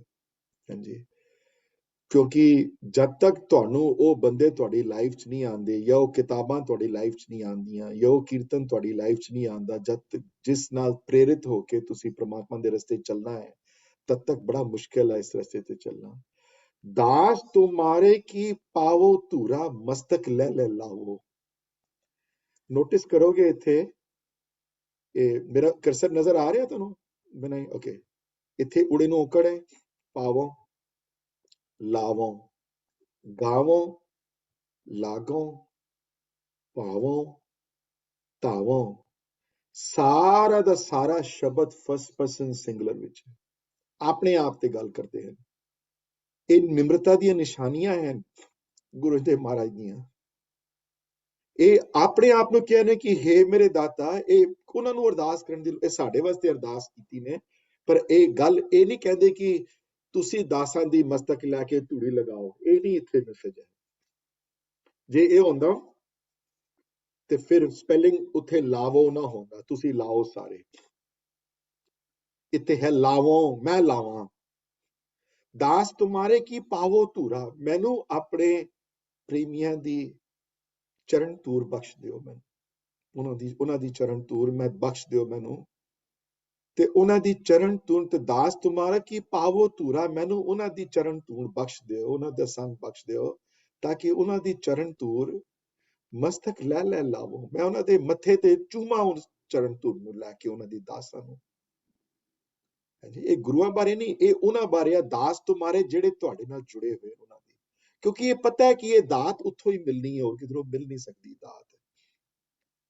ते जे उन्हां नाल मेरी दोस्ती हो गई, दास तुम्हारे की पावो धूरा, मस्तक ले ले लावो, ते फिर ते मैं जेड़े मर्जी मेरे कर्म होवन, महापतित ते होए पुनीता, जितने वड्डा मैं पतित होवां, जितना वड्डे मैं पापी होवां, जो जे वजे काम करदा होवां, डजंट मैटर कि महापतित ते होए पुनीता, क्योंकि मैनू पता है कि उत्थे जाण नाल उन्हां दे दर्शन करन नाल ते मैं वड्डे तो वड्डा पापी जिहड़ा है वो पवित्र हो जाएगा। हर कीर्तन गुण गावो ते उत्थों मैनू कीर्तन दी दात मिलेगी। मैनू ते कीर्तन दी दात बहुत वड्डी दात है। कीर्तन दी दात कोई छोटी मोटी दात नहीं है। परमात्मा दे रंग नू, उन्नू प्यार नाल उसनू गा लेना। हर कीर्तन गुण गावो, मैं तेरे कीर्तन नाल तेरा कीर्तन करा ते बार बार तेरे गुणां नू गावां प्यार नाल। ਇਹ ਵੀ ਇਹ ਦਿਲਾਸਾ ਜਾਂ ਇਹ ਪ੍ਰੇਰਣਾ ਵੀ ਮੈਨੂੰ ਦਾਸ ਤੁਮਾਰੇ ਕੀ ਪਾਵੋ ਧੂਰਾ, ਮਸਤਕ ਲੈ ਲੈ ਲਾਵੋ ਤੋਂ ਆਏਗੀ। ਉੱਥੋਂ ਮੈਨੂੰ ਮਿਲੇਗੀ ਪ੍ਰੇਰਣਾ। ਹਰ ਬੰਦਾ ਕਿਤਨੀ ਲਾਈਫ, ਅੱਛਾ ਮੈਂ ਦੱਸੋ ਕਿਤਨੇ ਬੰਦੇ ਤੁਹਾਡੀ ਦੁਨੀਆ 'ਚ ਮਿਲਦੇ ਹਨ ਜਿਹੜੇ ਜਿੱਧਰ ਮਿਲਣਾ ਕਹਿੰਦੇ ਜੀ ਕੀਰਤਨ ਜ਼ਰੂਰ ਕਰੋ ਜੀ, ਤੁਸੀਂ ਕੀਰਤਨ ਜ਼ਰੂਰ ਸਿੱਖੋ ਜੀ, ਤੁਸੀਂ ਕੀਰਤਨ ਕਰਨਾ ਬੜਾ ਇੰਪੋਰਟੈਂਟ ਹੈ ਜੀ, ਕੀਰਤਨ ਸਿਖਾਉਣਾ ਬੜਾ ਇੰਪੋਰਟੈਂਟ ਹੈ, ਕੀਰਤਨ ਕਰਨਾ ਬੜਾ ਇੰਪੋਰਟੈਂਟ ਹੈ। ਕਿਤਨੇ ਬੰਦੇ ਦੁਨੀਆ 'ਚ ਮਿਲਦੇ ਨੇ ਤੁਹਾਨੂੰ? ਘੱਟ ਮਿਲਣਗੇ ਉਹ ਜਿਹੇ ਬੰਦੇ, ਉਹ ਹੀ ਮਿਲ ਸਕਦੇ ਨੇ ਜਿਹੜੇ ਅੰਦਰੋਂ ਜਿਨ੍ਹਾਂ ਦੀ ਸੋਚ ਉਸ ਤਰ੍ਹਾਂ ਦੀ ਹੋਵੇ, ਜਿਨ੍ਹਾਂ ਦੀ ਸੋਚ ਪ੍ਰਮਾਤਮਾ ਮਿਲਣ ਤੇ ਫੋਕਸ ਹੋਵੇ, ਉਹ ਇਨਕਰੇਜ ਕਰ ਸਕਦੇ ਨੇ ਇਸ ਬਾਰੇ। ਬਾਕੀ ਇਨਕਰੇਜ ਕਰਨਾ ਬੜਾ ਮੁਸ਼ਕਿਲ ਹੈ। ਬਾਕੀਆਂ ਦਾ ਧਿਆਨ ਦੁਨੀਆ ਵਿੱਚ ਆਈ ਹੈ, ਨੌਲੇਜ ਗੈਦਰਿੰਗ ਸੈਸ਼ਨ ਵਿੱਚ ਸਾਰਿਆਂ ਦੇ। ਮਹਾਪਤਿਤ ਹੋਏ ਪੁਨੀਤਾ ਹਰ ਕੀਰਤਨ ਗੁਣ ਗਾਵੋ। ਤੇ ਜਦੋਂ ਇਸ ਉੱਤੇ ਚੱਲਾਂਗਾ ਨਾ, ਇਹ ਮੇਰੇ ਦਾਤਾ, ਜਦੋਂ ਮੈਂ ਤੁਹਾਡੀ ਰਜ਼ਾ ਵਿੱਚ ਚੱਲਾਂਗਾ ਨਾ, ਜਦੋਂ ਤੁਹਾਡੀ ਖੁਸ਼ੀ ਦੇ ਹਿਸਾਬ ਦੇ ਨਾਲ ਆਪਣੇ ਜੀਵਨ ਨੂੰ ਬਿਤਾਵਾਂਗਾ ਨਾ, ਜਦੋਂ ਮੇਰੇ ਅੰਦਰ ਪ੍ਰੇਮਾ ਭਗਤੀ ਉਜਾਗਰ ਹੋਏਗੀ ਨਾ, ਤੇ ਮੇਰੇ ਅੰਦਰ ਇੱਕ ਹੋਰ ਬਦਲਾਵ ਆ ਜਾਏਗਾ। ਉਹ ਆਪਣੇ ਆਪ ਸੁੱਤੀ ਆ ਜਾਏਗਾ। ਔਰ ਮੈਂ ਇੱਥੇ ਅਰਦਾਸ ਕਰਦਾ ਹਾਂ ਕਿ ਆਗਿਆ ਤੁਮਰੀ ਮਿੱਠੀ ਲਾਗੋ, ਕਿਉ ਤੁਮਾਰੋ ਭਾਵੋ। ਤੁਹਾਡੀ ਆਗਿਆ, ਤੁਹਾਡੀ ਮਰਜ਼ੀ ਮੈਨੂੰ ਮਿੱਠੀ ਲੱਗਣੀ ਸ਼ੁਰੂ ਹੋ ਜਾਏਗੀ। ਕਿਉ ਤੁਮਾਰੋ ਭਾਵੋ, ਭਾਵੋ ਮਨੇ ਚੰਗਾ ਲੱਗਣਾ ਸ਼ੁਰੂ ਹੋ ਜਾਏਗਾ, ਭਾਵਨਾ ਨਾਲ, ਪਿਆਰ ਨਾਲ। ਜੋ ਤੁਸੀਂ ਕਰ ਰਹੇ ਹੋ ਮੇਰੇ ਨਾਲ, ਉਹ ਮੈਨੂੰ ਲੱਗਿਆ ਕਿ ਬੈਸਟ ਕਰ ਰਹੇ ਹੋ ਮੇਰੇ ਨਾਲ। ਆਗਿਆ ਤੁਮਰੀ ਮਿੱਠੀ ਲਾਗੋ। ਤੁਹਾਡੀ ਆਗਿਆ, ਤੁਹਾਡੀ ਹਰ ਹੁਕਮ ਮੈਨੂੰ ਮਿੱਠਾ ਲੱਗਣਾ ਸ਼ੁਰੂ ਹੋ ਜਾਏ। ਲਾਗੋ ਮਨੇ ਲੱਗੇ ਮੈਨੂੰ, ਜਾਂ ਮੈਨੂੰ ਲੱਗਣਾ, ਲਗਾ ਦਿਓ ਮੇਰੇ ਅੰਦਰ, ਜਾਂ ਮੈਨੂੰ ਲੱਗਣਾ ਸ਼ੁਰੂ ਹੋ ਜਾਏ। ਇਹ ਮੇਰੀ ਇਹ ਅਰਦਾਸ ਹੈ, ਪੂਰੇ ਸ਼ਬਦ ਅਰਦਾਸ ਰੂਪ ਵਿੱਚ ਹੈ। ਆਗਿਆ ਤੁਮਰੀ ਮਿੱਠੀ ਲਾਗੋ, ਕਿਉ ਤੁਹਾਰੋ ਭਾਵੋ। ਜੋ ਤੁਸੀਂ ਕਰ ਰਹੇ ਹੋ ਮੈਨੂੰ ਚੰਗਾ ਲੱਗਣਾ ਸ਼ੁਰੂ ਹੋ ਜਾਏ, ਤੁਸੀਂ ਮੇਰੇ ਨਾਲ ਕਰ ਰਹੇ ਹੋ। ਔਰ ਜੋ ਤੁਸੀਂ ਮੈਨੂੰ ਦਿੱਤਾ ਹੈ ਨਾ, ਤੁਸੀਂ ਮੈਨੂੰ ਜੋ ਜਿਹਾ ਹਸਬੈਂਡ ਜਾਂ ਵਾਈਫ ਜਾਂ ਬੱਚੇ ਦਿੱਤੇ ਹਨ, ਉਹ ਮੇਰੇ ਬੈਸਟ ਜੋ ਮੈਨੂੰ ਮਿਲਣਾ ਸੀ ਉਹ ਮੈਨੂੰ ਮਿਲਿਆ ਹੈ। ਜੇ ਜੋ ਤੂੰ ਦੇਹ ਤੇਹੀ ਮੈਂ ਤੇਹੀ ਇਹ ਤ੍ਰਿਪਤ ਹੈ। ਜੋ ਤੁਸੀਂ ਮੈਨੂੰ ਦਿੱਤਾ ਹੈ, ਮੈਨੂੰ ਉਹਦੇ ਚੋਂ ਤ੍ਰਿਪਤੀ ਆਵੇ। ਮੈਂ ਦੂਸਰਿਆਂ ਤੇ ਨਜ਼ਰ ਨਾ ਮਾਰਾਂ ਕਿ ਹੋਰ ਕਿੰਨੇ ਵੱਡੇ ਲੋਕਾਂ ਦੇ ਘਰ ਹਨ, ਹੋਰ ਕੋਈ ਨਾਲ ਉਹਨਾਂ ਦੀ ਵਾਈਫ ਬੈਟਰ ਲੁਕਿੰਗ ਹੈ, ਇਹਨਾਂ ਦਾ ਹਸਬੈਂਡ ਬੈਟਰ ਲੁਕਿੰਗ ਹੈ, ਇਹਨਾਂ ਦੇ ਬੱਚੇ ਬੈਟਰ ਹਨ, ਉਹ ਬੱਚੇ ਜ਼ਿਆਦਾ ਪੜ੍ਹ ਗਏ ਹਨ, ਮੇਰੇ ਨਹੀਂ ਪੜ੍ਹ ਸਕੇ, ਉਹ ਜ਼ਿਆਦਾ ਅਮੀਰ ਹਨ, ਉਹ ਨਹੀਂ ਕਰ ਸਕੇ, ਜਾਂ ਮੋਹ ਦੇਖੋ ਕਿਤਨਾ ਉਹ ਫਲਾਣੀ ਜਗ੍ਹਾ ਹੈ ਤੇ ਮੈਂ ਨਹੀਂ ਕਰ ਸਕਿਆ। ਜੋ ਤੂੰ ਦੇਹ ਤੇਹੀ ਇਹ ਤ੍ਰਿਪਤ ਹੈ, ਮਤਲਬ ਕਿ ਮੇਰਾ ਮਨ ਉਹਦੇ ਵਿੱਚ ਤ੍ਰਿਪਤ ਹੋ ਜਾਵੇ। ਇਹ ਤਾਂ ਹੁੰਦਾ ਹੈ ਜਦੋਂ ਤੈਸੀ ਬੁੱਧ ਕਰੋ ਪ੍ਰਗਾਸੈ ਲਾਗੇ ਪ੍ਰਭ ਸੰਗ ਮੀਤ ਪ੍ਰੀਤ ਵਾਲੀ ਹਾਲਤ ਵਿੱਚ ਜਦੋਂ ਆਏ, ਜਦੋਂ ਜੋ ਤੂੰ ਦੇਹ ਤੇਹੀ ਇਹ ਤ੍ਰਿਪਤ ਹੈ। ਆਨ ਨਾ ਕਤ ਹੂੰ ਧਾਵੋ, ਮੈਂ ਧਾਵੋ ਮਨੇ ਦੌੜਨਾ ਬਾਰ ਬਾਰ, ਆਨ ਮਨੇ ਦੂਸਰੀਆਂ ਜਗ੍ਹਾ ਤੇ, ਮੈਂ ਦੂਸਰਿਆਂ ਕੋਲ ਜਾ ਕੇ ਹੋਰ ਚੀਜ਼ਾਂ ਲੈਣੀਆਂ ਜਾਂ ਉਹਦੇ ਉੱਤੇ ਪੂਰੀ ਲਾਈਫ ਬਿਤਾ ਦੇਣੀ। ਇਹਦਾ ਮਤਲਬ ਇਹ ਨਹੀਂ ਕਿ ਬੰਦਾ ਐਂਬੀਸ਼ੀਅਸ ਨਾ ਹੋਵੇ ਤੇ ਅੱਗੇ ਤਰੱਕੀ ਨਾ ਕਰੇ, ਪਰ ਇਹ ਨਹੀਂ ਕਿ ਉਹਦੇ ਚੱਕਰਾਂ 'ਚ ਫਸਿਆ ਰਹੇ ਤੇ ਪ੍ਰਮਾਤਮਾ ਨੂੰ ਯਾਦ ਨਾ ਕਰੇ। ਜੋ ਤੂੰ ਦੇਹ ਤੇਹੀ ਇਹ ਤ੍ਰਿਪਤ ਹੈ। ਆਨ ਨਾ ਕਤ ਹੂੰ ਧਾਵੋ, ਜੋ ਤੂੰ ਦਿੱਤਾ ਹੈ ਉਹਦੇ ਵਿੱਚ ਮੈਨੂੰ ਤ੍ਰਿਪਤੀ ਮਹਿਸੂਸ ਹੋਵੇ। ਇਹ ਮੇਰੇ ਦਾਤਾ, ਮੇਰੇ ਮਨ ਦੀ ਹਾਲਤ ਬਦਲਾ ਦਿਓ ਤੁਸੀਂ, ਮੈਂ ਨਹੀਂ ਕਰਨ ਯੋਗ ਹੈ। ਮੈਨੂੰ ਇਹ ਅਹਿਸਾਸ ਦਵਾ ਦਿਓ ਕਿ ਜੋ ਮੈਨੂੰ ਤੂੰ ਦਿੱਤਾ ਹੈ ਉਹ ਮੇਰੇ ਵਾਸਤੇ ਬਹੁਤ ਹੈ, ਮੇਰੀ ਤ੍ਰਿਪਤੀ ਹੈ ਉਹਦੇ ਵਿੱਚ, ਉਸ ਤੋਂ ਅੱਗੇ ਦੇਣ ਦੀ ਕੋਈ ਲੋੜ ਨਹੀਂ ਤੁਹਾਨੂੰ। ਆਨ ਨਾ ਕਤ ਹੂੰ ਧਾਵੋ, ਤੇ ਮੈਂ ਕਿਧਰੇ ਹੋਰ ਦੌੜਾ ਨਾ। ਤੇ ਹੇ ਮੇਰੇ ਦਾਤਾ, ਇੱਕ ਹੋਰ ਮੇਰੇ ਤੇ ਮੇਰੇ ਕਰੋ, ਮੇਰੇ ਜੀਵਨ ਵਿੱਚ ਹਜ਼ੂਰੀ ਬਖਸ਼ ਦਿਓ। ਮੈਂ ਤੁਹਾਨੂੰ ਕਦੀ ਦੂਰ ਨਾ ਜਾਣਾ ਕਦੀ। ਔਰ ਦੇਖੋ, ਜਿਹਦੇ ਨਾਲ ਬੰਦਾ ਪਿਆਰ ਕਰਦਾ ਨਾ, ਜਿਹਦੇ ਨਾਲ ਬਹੁਤਾ ਸਨੇਹ ਹੋਵੇ, ਜਿਹਦੇ ਨਾਲ, ਉਹਨੂੰ ਕਦੀ ਦੂਰ ਨਹੀਂ ਜਾਣਦਾ। ਜੇ ਬੱਚਾ ਤੁਹਾਡਾ 3000 ਮੀਲ ਦੂਰ ਵੈਸਟ ਕੋਸਟ ਤੋਂ ਈਸਟ ਕੋਸਟ ਚਲਾ ਗਿਆ ਹੈ, ਜਾਂ ਈਸਟ ਕੋਸਟ ਤੋਂ ਵੈਸਟ ਕੋਸਟ ਆ ਗਿਆ, ਤਾਂ ਵੀ ਬੰਦਾ ਉਹਦੇ ਨੇੜੇ ਹੀ ਜਾਣਦਾ, ਉਹ ਰੋਜ਼ ਗੱਲਾਂ ਕਰਦਾ ਉਹਦੇ ਨਾਲ, ਦਿਨ ਰਾਤ ਉਸ ਬੱਚੇ ਨਾਲ, ਕਦੀ ਫੇਸ ਟਾਈਮ ਤੇ, ਕਿਉਂਕਿ ਸਨੇਹ ਜੇ ਹੋਇਆ ਜ਼ਿਆਦਾ, ਪਿਆਰ ਜੇ ਹੋਇਆ ਜ਼ਿਆਦਾ। ਉਹਨੂੰ ਪਤਾ ਇਹਨੇ ਰਾਤੀ ਕੀ ਖਾਧਾ, ਉਹਨੂੰ ਪਤਾ ਹੈ ਸਵੇਰੇ ਕੀ ਖਾਏਗਾ, ਉਹਨੂੰ ਪਤਾ ਐਗਜ਼ਾਮ ਕਦੋਂ ਸੀਦੇ, ਹਰ ਛੋਟੀ ਛੋਟੀ ਚੀਜ਼ ਜਿਹੜੀ ਹੈ ਉਹਨੂੰ ਪਤਾ ਉਹਨੂੰ। ਸੋ ਜੋ ਤੂੰ ਦੇ ਤੇ ਹੀ ਤ੍ਰਿਪਤੇ ਆਨ ਨ ਕਤੂ ਤਾਵੋ, ਤੇ ਹਜ਼ੂਰੀ ਵਾਲਾ ਜੀਵਨ ਹੈ ਕਿ ਸਦ ਹੀ ਨਿਕਟ ਜਾਣੋ ਪ੍ਰਭ ਸੁਆਮੀ। ਮੈਂ ਤੁਹਾਨੂੰ ਹਮੇਸ਼ਾ ਨੇੜੇ ਜਾਣਾ, ਤੁਹਾਨੂੰ ਕਦੀ ਦੂਰ ਮੈਨੂੰ ਲੱਗੇ ਹੀ ਨਾ ਕਿ ਤੁਸੀਂ ਦੂਰ ਗਏ ਹੋ ਮੇਰੇ ਤੇ। ਅੰਗ ਸੰਗ ਤੁਹਾਨੂੰ ਮੇਰੀ ਜੀਵਨ ਤੁਹਾਡੇ ਨਾਲ ਅੰਗ ਸੰਗ ਹੋਵੇ। ਸਦ ਹੀ ਨਿਕਟ ਜਾਣੋ ਪ੍ਰਭ ਸੁਆਮੀ, ਤੇ ਸਗਲ ਰੇਣ ਹੋਏ ਰਹੀ ਹੈ। ਰੇਣ ਮਨੇ ਧੂੜ, ਮੈਂ ਸਾਰਿਆਂ ਦੀ ਧੂੜ ਦੀ ਤਰ੍ਹਾਂ ਰਵਾਂ ਭਾਰ। ਮੈਨੂੰ ਮੇਰੇ ਜੀਵਨ ਵਿੱਚ ਨਿਰਮਾਣਤਾ ਬਖਸ਼ੋ, ਤੁਸੀਂ ਮੈਨੂੰ ਹਿਊਮਿਲਿਟੀ ਦਿਓ, ਮੈਨੂੰ ਮੇਰੇ ਜੀਵਨ 'ਚ ਹਿਊਮਿਲਿਟੀ ਬਖਸ਼ ਦਿਓ ਮੈਨੂੰ। ਜੇ ਹਿਊਮਿਲਿਟੀ ਬਖਸ਼ੋਗੇ ਤੇ ਮੇਰੀ ਪ੍ਰੋਬੇਬਿਲਿਟੀ ਪ੍ਰਭੂ ਮਿਲਾਪ ਦੀ ਵੱਧ ਜਾਏਗੀ। ਹੈ ਮੇਰੇ ਦਾਤਾ, ਸਦ ਹੀ ਨਿਕਟ ਜਾਣੋ ਪ੍ਰਭ ਸੁਆਮੀ, ਸਗਲ ਰੇਣ ਹੋਏ ਰਹੀ ਹੈ। ਮੈਂ ਸਦ ਹੀ ਨਿਕਟ, ਮੈਂ ਤੁਹਾਨੂੰ ਜਾਣਾ ਤੇ ਮੈਂ ਸਭ ਦੀ ਰੇਣ, ਮੈਂ ਤੁਹਾਨੂੰ ਪ੍ਰਮਾਤਮਾ ਦੀ ਮੇਰੀ ਜਿਹੜੀ ਧੂੜ ਮੈਂ ਬਖਸ਼ ਦਿਓ ਮੈਨੂੰ, ਤੇ ਮੈਨੂੰ ਆਪਣਾ ਇੱਕ ਨਿਰਮਾਣਤਾ ਵਾਲਾ ਜੀਵਨ ਮੇਰੀ ਝੋਲੀ 'ਚ ਪਾਓ।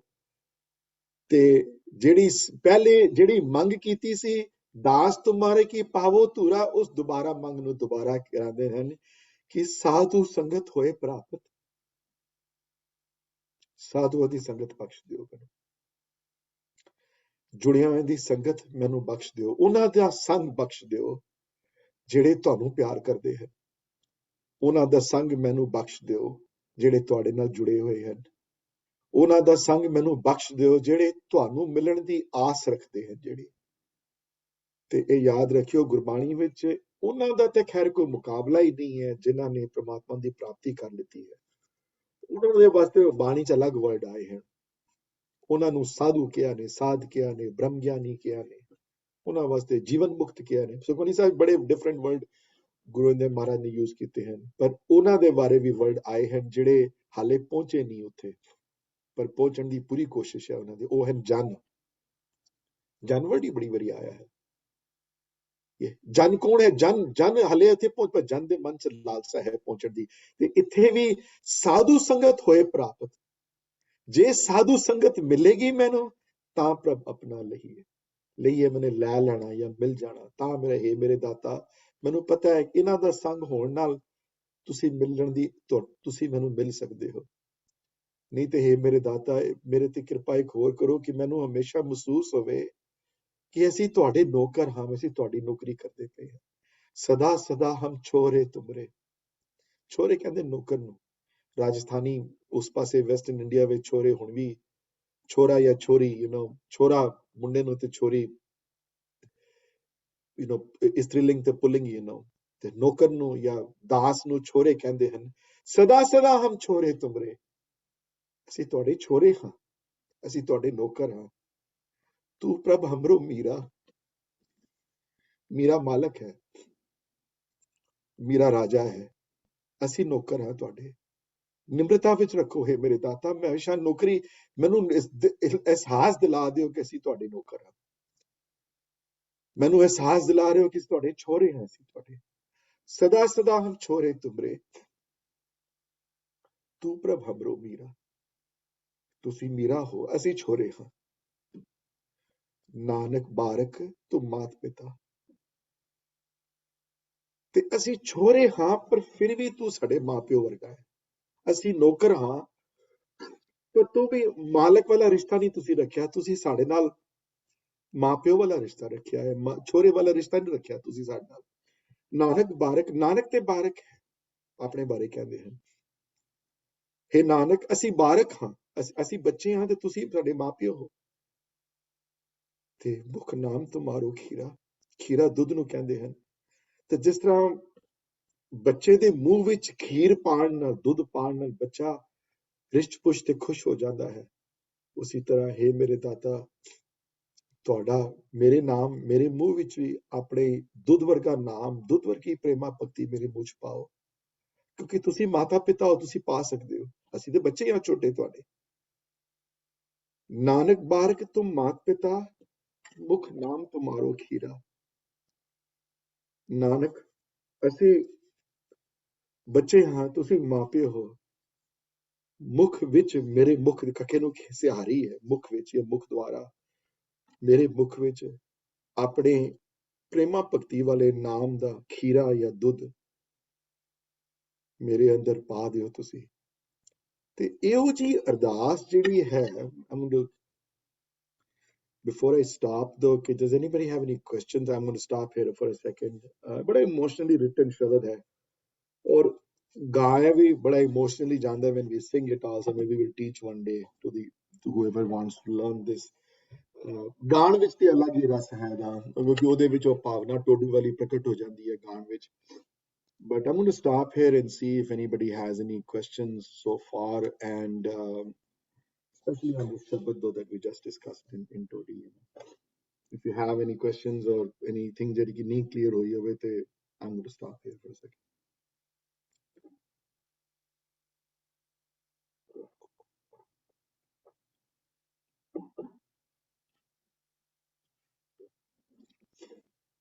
I'm glad koi question nahi hai, that's good. पर कई बारी question ਬੰਦਾ ਕੀ ਕਰੇ, ਕਈ ਵਾਰੀ question ਹੀ ਖਤਮ ਹੋ ਜਾਂਦੇ ਨੇ when you read something like this. ਹੁਣ ਬਾਣੀ ਤਾਂ ਹਰ ਚੀਜ਼ ਲਿਖੀ ਹੋਈ ਹੈ, ਹੁਣ ਅਸੀਂ ਹੁਣ ਇਹ ਵੀ ਸ਼ਬਦ ਜਿਹੜਾ ਹੈ ਗੁਰੂ ਗ੍ਰੰਥ ਸਾਹਿਬ ਮਹਾਰਾਜ ਦੀ ਬੀੜ ਵਿੱਚ ਉਹਨਾਂ ਦੀ ਬਾਣੀ ਵਿੱਚ ਹੋਈਆਂ, ਬਟ ਅਸੀਂ ਨਹੀਂ ਪੜਿਆ, ਜਿਨ੍ਹਾਂ ਨੇ ਨਹੀਂ ਪੜਿਆ ਪਹਿਲੇ ਉਹ ਨਹੀਂ ਜਾਣੂ ਇਸ ਗੱਲ ਤੋਂ। ਬਾਣੀ ਵਿੱਚ ਇਸ ਗੱਲ ਦੀ ਤਾਕੀਦ ਕਰਵਾਉਂਦੀ ਹੈ ਬਾਣੀ ਇਸ ਗੱਲ ਨੂੰ ਇਨਕਰੇਜ ਕਰਦੀ ਹੈ ਇਸ ਪਾਸੇ Any other questions so far though, or any comments so far what we have discussed so far though? Any you want to add or subtract anything at all before we move on to podi number 4? Hanji veer ji tusi haath khada kita apna. Sat Shri Akal Veer ji, thank you. Veer ji, I'm sorry I may have missed this point to see when you were giving the explanation. Tusi keh rahe the ki there are two ways in which a jigyasu can develop a relationship with the divine, and जिस तरह एक पहला जड़ा तुसी अरदास के बारे क्या है, and the whole shabad is referring to how to do ardas and what to look for. जड़ा second तुसी कह रहे सी कि could you explain that second? Yeah, second मैं कह सी कि जुड़ियां दी संगत दी मंग ते जुड़ियां दी संगत विच जाना ये दो ਤੁਹਾਡੇ ਵੱਡੇ resources हैं. Okay. ਉੱਥੋਂ ਇਨਕਰੇਜਮੈਂਟ ਮਿਲਣੀ ਹੈ ਕਿਉਂਕਿ ਇਨਕਰੇਜਮੈਂਟ ਤੇ ਉੱਥੋਂ ਹੀ ਮਿਲਣੀ ਹੈ ਵੀਰ ਜੀ, ਹੋਰ ਕਿਧਰੋਂ ਇਨਕਰੇਜਮੈਂਟ ਮਿਲ ਨਹੀਂ ਸਕਦੀ ਤੁਹਾਨੂੰ. ਉਹ ਤੇ ਫਿਰ ਤੁਹਾਨੂੰ ਜਾਂ ਕਲਗੀ ਦਾ ਚਮਤਕਾਰ ਪੜ੍ਹੇ ਜਾਂ ਗੁਰੂ ਨਾਨਕ ਚਮਤਕਾਰ ਪੜ੍ਹੇ ਜਾਂ ਸੰਥਿਆ ਪੜ੍ਹੇ ਜਾਂ ਭਾਈ ਗੁਰਦਾਸ ਦੀਆਂ ਵਾਰਾਂ ਪੜ੍ਹੇ ਜਾਂ ਫਿਰ ਉਹਨਾਂ ਬੰਦਿਆਂ ਨਾਲ ਸੰਗ ਹੋਵੇ ਦਿਨ ਰਾਤ, ਉਹਨਾਂ ਬੰਦਿਆਂ ਨਾਲ ਉੱਠਣਾ ਬੈਠਣਾ ਹੋਵੇ ਜਿਹੜੇ ਇਸ ਪਾਸੇ ਚੱਲਣ ਨੂੰ ਇਨਕਰੇਜ ਕਰਦੇ ਹਨ ਜਿਹੜੇ. ਤੇ ਅੱਜ ਕੱਲ ਘੱਟ ਹੀ ਹਨ, ਕਿੰਨੇ ਕੁ ਫਰੈਂਡ ਹਨ ਤੁਹਾਡੇ ਜਦੋਂ ਤੁਸੀਂ ਕਿਸੇ ਪਾਰਟੀ ਵਿੱਚ ਜਾਂਦੇ ਹੋ ਜਾਂ ਕਿਸੇ ਕੋਈ ਸੋਸ਼ਲ ਗੈਦਰਿੰਗ ਵਿੱਚ ਜਾਂਦੇ ਹੋ ਤੇ ਉਹ ਬੰਦਾ ਕੋਈ ਕਿੰਨੇ ਬੰਦੇ ਤੁਹਾਨੂੰ ਮਿਲਦੇ ਹਨ ਜ਼ਿੰਦਗੀ ਵਿੱਚ ਜਿਹੜੇ ਕਹਿੰਦੇ ਆ ਨਹੀਂ ਯਾਰ ਇਹ ਜੀਵਨ ਨਹੀਂ, ਜੀਵਨ ਉਹ ਹੈ ਜਿਹੜਾ ਉਹਦੇ ਮਿਲਾਪ ਵਿੱਚ ਹੈ, ਪ੍ਰੇਮਾ ਭਗਤੀ ਵਾਲਾ ਜੀਵਨ ਜਿਹੜਾ ਹੈ. ਤੇ ਪ੍ਰਭੂ ਮਿਲਾਪ ਦੇ ਉੱਤੇ ਜਾਂ ਪ੍ਰਭੂ ਮਿਲਣ ਦੀ ਉੱਤੇ ਫੋਕਸ ਕਰਕੇ ਤੁਹਾਨੂੰ ਇਨਕਰੇਜ ਜਿਹੜੇ ਕਰਦੇ ਹਨ ਕਿ ਨਹੀਂ ਕਰਦੇ, ਕਰਨਾ ਚਾਹੀਦਾ ਹੈ. ਜਿਹੜੇ ਨਹੀਂ ਕਰਦੇ, ਜਿਹੜੇ ਕਰਦੇ ਹਨ ਉਹਨਾਂ ਦਾ ਸੰਗ ਜਿਹੜਾ ਹੈ, ਉਹਨਾਂ ਦੇ ਸੰਗ ਦੇ ਨਾਲ ਪ੍ਰਮਾਤਮਾ ਮਿਲਣ ਦੀ ਪ੍ਰੋਬੇਬਿਲਿਟੀ ਜਿਹੜੀ ਹੈ, ਔਰ ਸਭ ਤੋਂ ਵੱਡੀ ਗੱਲ ਹੈ ਪ੍ਰਮਾਤਮਾ ਮਿਲੇ ਨਾ ਮਿਲੇ ਲੇਕਿਨ ਪ੍ਰਮਾਤਮਾ ਮਿਲਣ ਦੀ ਤਾਂ ਡੈਫੀਨਿਟਲੀ ਤੁਹਾਡੇ ਅੰਦਰ ਪੈਦਾ ਹੋ ਜਾਂਦੀ ਹੈ. ਇੱਕ ਮਿਲਣ ਦੀ ਉਹ ਬਹੁਤ ਇੰਪੋਰਟੈਂਟ ਹੈ. ਉਹ ਮਿਲੇ ਨਾ ਮਿਲੇ ਉਹ ਅਲੱਗ ਗੱਲ ਹੈ, ਪਰ ਇੱਕ ਅੰਦਰੋਂ ਪਹਿਲੇ ਭੁੱਖ ਤੇ ਲੱਗੇ ਨਾ ਅੰਦਰੋਂ, ਤੇ ਜਿਹੜਾ ਬੰਦੇ ਦੇ ਅੰਦਰ ਪਿਆਸ ਨਹੀਂ ਲੱਗੀ ਨਾ ਜਿਹੜੇ ਉਹ ਅੰਮ੍ਰਿਤ ਕਿੰਜ ਖਾਏਗਾ, ਉਹ ਫਿਰ ਅੰਮ੍ਰਿਤ ਕਿੰਜ ਪੀਏਗਾ. ਉਹ ਜਿਹਦੇ ਅੰਦਰ ਪਿਆਸ ਹੀ ਨਹੀਂ ਹੋ ਕਹੇਗਾ ਮੈਂ ਰੱਜਿਆ ਹੋਇਆ ਪਹਿਲੇ ਦਾ, ਮੈਨੂੰ ਨਹੀਂ ਖਾਣਾ ਹੈ ਵਾਲਾ ਭੋਜਨ, ਪਰ ਉਹ ਬੜਾ ਮੁਸ਼ਕਿਲ ਹੈ. ਉਸ ਬੰਦੇ ਵਾਸਤੇ ਪ੍ਰਮਾਤਮਾ ਉਹਦੇ ਬੰਦੇ ਵਾਸਤੇ ਸਿਰਫ ਨੌਲੇਜ ਗੈਦਰਿੰਗ ਸੈਸ਼ਨਸ ਹੀ ਹਨ ਫਿਰ ਸਾਰੇ. ਉਹ ਫਿਰ ਦਿਨ ਰਾਤ ਇਹ ਕਿਤਾਬਾਂ ਹੀ ਪੜ੍ਹ ਕੇ ਬਸ ਪੜ੍ਹ ਗੱਦੀ ਲੜੀਏ ਪੜ੍ਹ ਪਰੀਏ ਭਾਰ ਉਹੀ ਹੈ ਫਿਰ ਹੋਮੇ ਚਖਣਾ ਚਾਕ ਵਾਲੀ ਗੱਲ ਹੈ. ਸੋ ਉਹ ਅਵਸਥਾ ਨਾ ਹੋਵੇ ਮੇਰੀ ਅਰਦਾਸ ਹੈ. ਤੇ anybody else has any questions or before I thank you, and wanted to share a thought as you were explaining ki perhaps that seeking of Sat Sangat and trying to be in Hukam Razai Chalna to understand, so the jade efforts lagde hagen sade, perhaps that is the that second aspect that as you were explaining, perhaps that's related to those lines karmi aave kapda nadri mokh dwar, ki jada nadri mokh dwar is the seeking of the grace ardas, and then the karmi aave kapda is jade efforts that we are supposed to do with our own whatever capabilities we've been given, whatever talents we've been given. somebody ਉੱਥੇ meaning ਥੋੜੇ ਜੇ ਹੋਰ ਵੀ ਇਹਦੇ ਨਾਲੋਂ ਜਿਹੜੇ authors, most authors agree ਕਿ ਹੋਰ that's what I was coming to the next point now. ਤੇ ਇੱਕ ਵੀਰ ਜੀ mentioned that, so let's jump into that right now. ਉਹ ਹੈ ਇਹ ਬਹੁਤ ਬੰਦੇ ਕਲਾਸ 'ਚ ਆਉਣ ਦੇ ਪਹਿਲੇ ਵੀ ਉੱਥੇ ਵੀ ਜਦੋਂ ਕਲਾਸਿਸ ਲਾਈਵ ਹੁੰਦੀਆਂ ਸਨ ਇਹ ਬੜਾ ਕਾਮਨ ਕੁਐਸਚਨ ਪੋਜ਼ ਕੀਤਾ ਜਾਂਦਾ ਹੈ ਕਿ ਪ੍ਰਮਾਤਮਾ ਨਾਲ ਮਿਲਣਾ ਕਿਉਂ ਜ਼ਰੂਰੀ ਹੈ. I'm a nice person at heart. ਮੈਂ ਕਿਸੇ ਦਾ ਦਿਲ ਨਹੀਂ ਦੁਖਾਇਆ, ਮੈਂ ਕਦੀ ਚੀਟਿੰਗ ਨਹੀਂ ਕੀਤੀ, ਮੈਂ ਕਦੀ ਕੋਈ ਬੁਰਾ ਕੰਮ ਨਹੀਂ ਕੀਤੇ, ਚੰਗੇ ਕੰਮ ਮੇਰੇ ਉੱਤੇ ਹੀ ਫੋਕਸ ਰਿਹਾ ਮੇਰਾ ਸਾਰਾ. ਸੋ ਇਹ ਬੜਾ ਕਾਮਨ ਕੁਐਸਚਨ ਪੋਜ਼ ਕੀਤਾ ਜਾਂਦਾ ਹੈ ਕਿ is that enough or not, ਚੰਗੇ ਕੰਮ ਹੋ ਜਾਣੇ ਜਾਂ ਚੰਗੇ ਕਰਮ ਹੋ ਜਾਣੇ ਮੇਰੇ, is that plenty or there is something, or why is not that considered plenty? ਤੇ ਜਪਜੀ ਦੀਆਂ ਇਹਨਾਂ ਪੌੜੀਆਂ ਵਿੱਚ ਇਸ ਗੱਲ ਤੇ ਭਾਈ ਸਾਹਿਬ ਭਾਈ ਵੀਰ ਸਿੰਘ ਨੇ ਬਹੁਤ ਸੋਹਣਾ ਲਿਖਿਆ. I'm going to read some lines again today from ਸੰਥਿਆ ਤੋਂ, ਇਹਨਾਂ ਪੌੜੀਆਂ ਦੀ ਜਿਹੜੀ ਉਹਨਾਂ ਨੇ ਵਿਆਖਿਆ ਕੀਤੀ ਹੈ. ਪਰ ਕਪੜਾ ਦੇ ਮਤਲਬ ਹੁੰਦੇ ਹਨ ਇੱਕ ਤੇ ਕਪੜੇ ਦੇ ਬੜੇ ਮਤਲਬ ਲੋਕਾਂ ਨੇ ਆਥਰਸ ਨੇ ਲਿਖੇ ਹਨ, ਜਿਹੜੇ ਪ੍ਰੈਵਲੈਂਟ ਜਿਹੜੇ ਮੀਨਿੰਗ ਜਿਹੜੇ ਮੋਸਟ ਆਥਰਸ ਐਗਰੀ ਆਨ, ਤੇ ਕਪੜਾ ਹੈ ਸਰੀਰ ਤੇ ਸਰੀਰ ਦੀਆਂ ਜ਼ਰੂਰਤਾਂ ਤੇ ਸਰੀਰ ਭਾਵ ਜਿਹੜੀਆਂ ਮਟੀਰੀਅਲ ਪੋਜੀਸ਼ਨ ਜਿਹੜੀ ਤੁਸੀਂ ਕਲੈਕਟ ਕੀਤੇ ਹਨ, ਤੇ ਜੇ ਸਰੀਰ ਕਹਿ ਲਓ ਆਤਮਾ ਨੂੰ, ਜਿਹੜੀ ਤੁਹਾਡੀ ਜੀਵਾਤਮਾ ਹੈ ਅੰਦਰ ਉਸਨੂੰ ਢੱਕਿਆ ਹੋਇਆ ਇਸ ਸਰੀਰ ਨੇ। ਆਤਮਾ ਤੇ ਨਜ਼ਰ ਨਹੀਂ ਆਉਂਦੀ ਪਰ ਆਤਮਾ ਅੰਦਰ ਹੈ ਜ਼ਰੂਰ ਹੈ। ਸੋ ਆਤਮਾ ਨੂੰ ਢੱਕਣ ਵਾਲਾ ਕੱਪੜਾ ਭਾਵ ਸਰੀਰ ਜਾਂ ਬਾਡੀ, ਤੇ ਬਾਡੀ ਨੂੰ ਟੇਕ ਕੇਅਰ ਵਾਲੀਆਂ ਚੀਜ਼ਾਂ ਨੂੰ ਕੱਪੜਾ ਕਿਹਾ ਗਿਆ ਹੈ। That's the standard prevalent 90% of the authors have said ki that is the definition. So I'm going to go with that. I'll take it. I don't want to be on this. ਕਿਸੇ ਦਾ mic ਫਿਰ on ਹੋ ਗਿਆ, if somebody can, yeah. ਸੋ ਕਰਮੀ ਇੱਥੇ word ਆਏ ਹਨ ਕਿਰਪਾ ਨਾਲ, ਕਰਮੀ ਆਵੇ ਮਨੇ ਕਰਮੀ ਆਵੇ, I'm sorry ਕਿਰਪਾ ਨਹੀਂ, ਕਰਮੀ ਮਨੇ ਆਪਣੇ ਕਰਮ ਦੇ ਨਾਲ, ਆਪਣੇ ਐਫਰਟਸ ਦੇ ਨਾਲ। ਤੇ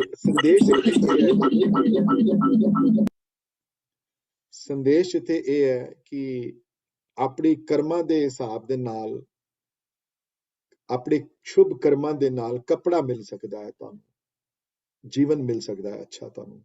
ਹਾਂਜੀ, ਤੁਹਾਡੇ ਅੰਦਰ ਜੀਵਨ ਦੀ ਖੁਸ਼ਹਾਲੀ ਆ ਸਕਦੀ ਹੈ, ਤੁਹਾਡੇ ਅੰਦਰ ਤੁਹਾਨੂੰ ਘਰ ਵੱਡੇ ਮਿਲ ਸਕਦੇ ਹਨ, ਬੱਚੇ ਅੱਛੇ ਮਿਲ ਸਕਦੇ ਹਨ, ਆਲੇ ਦੁਆਲੇ ਚੀਜ਼ਾਂ ਜਿਹੜੀਆਂ ਬੈਟਰ ਹੋ ਸਕਦੀਆਂ ਤੁਹਾਡੇ,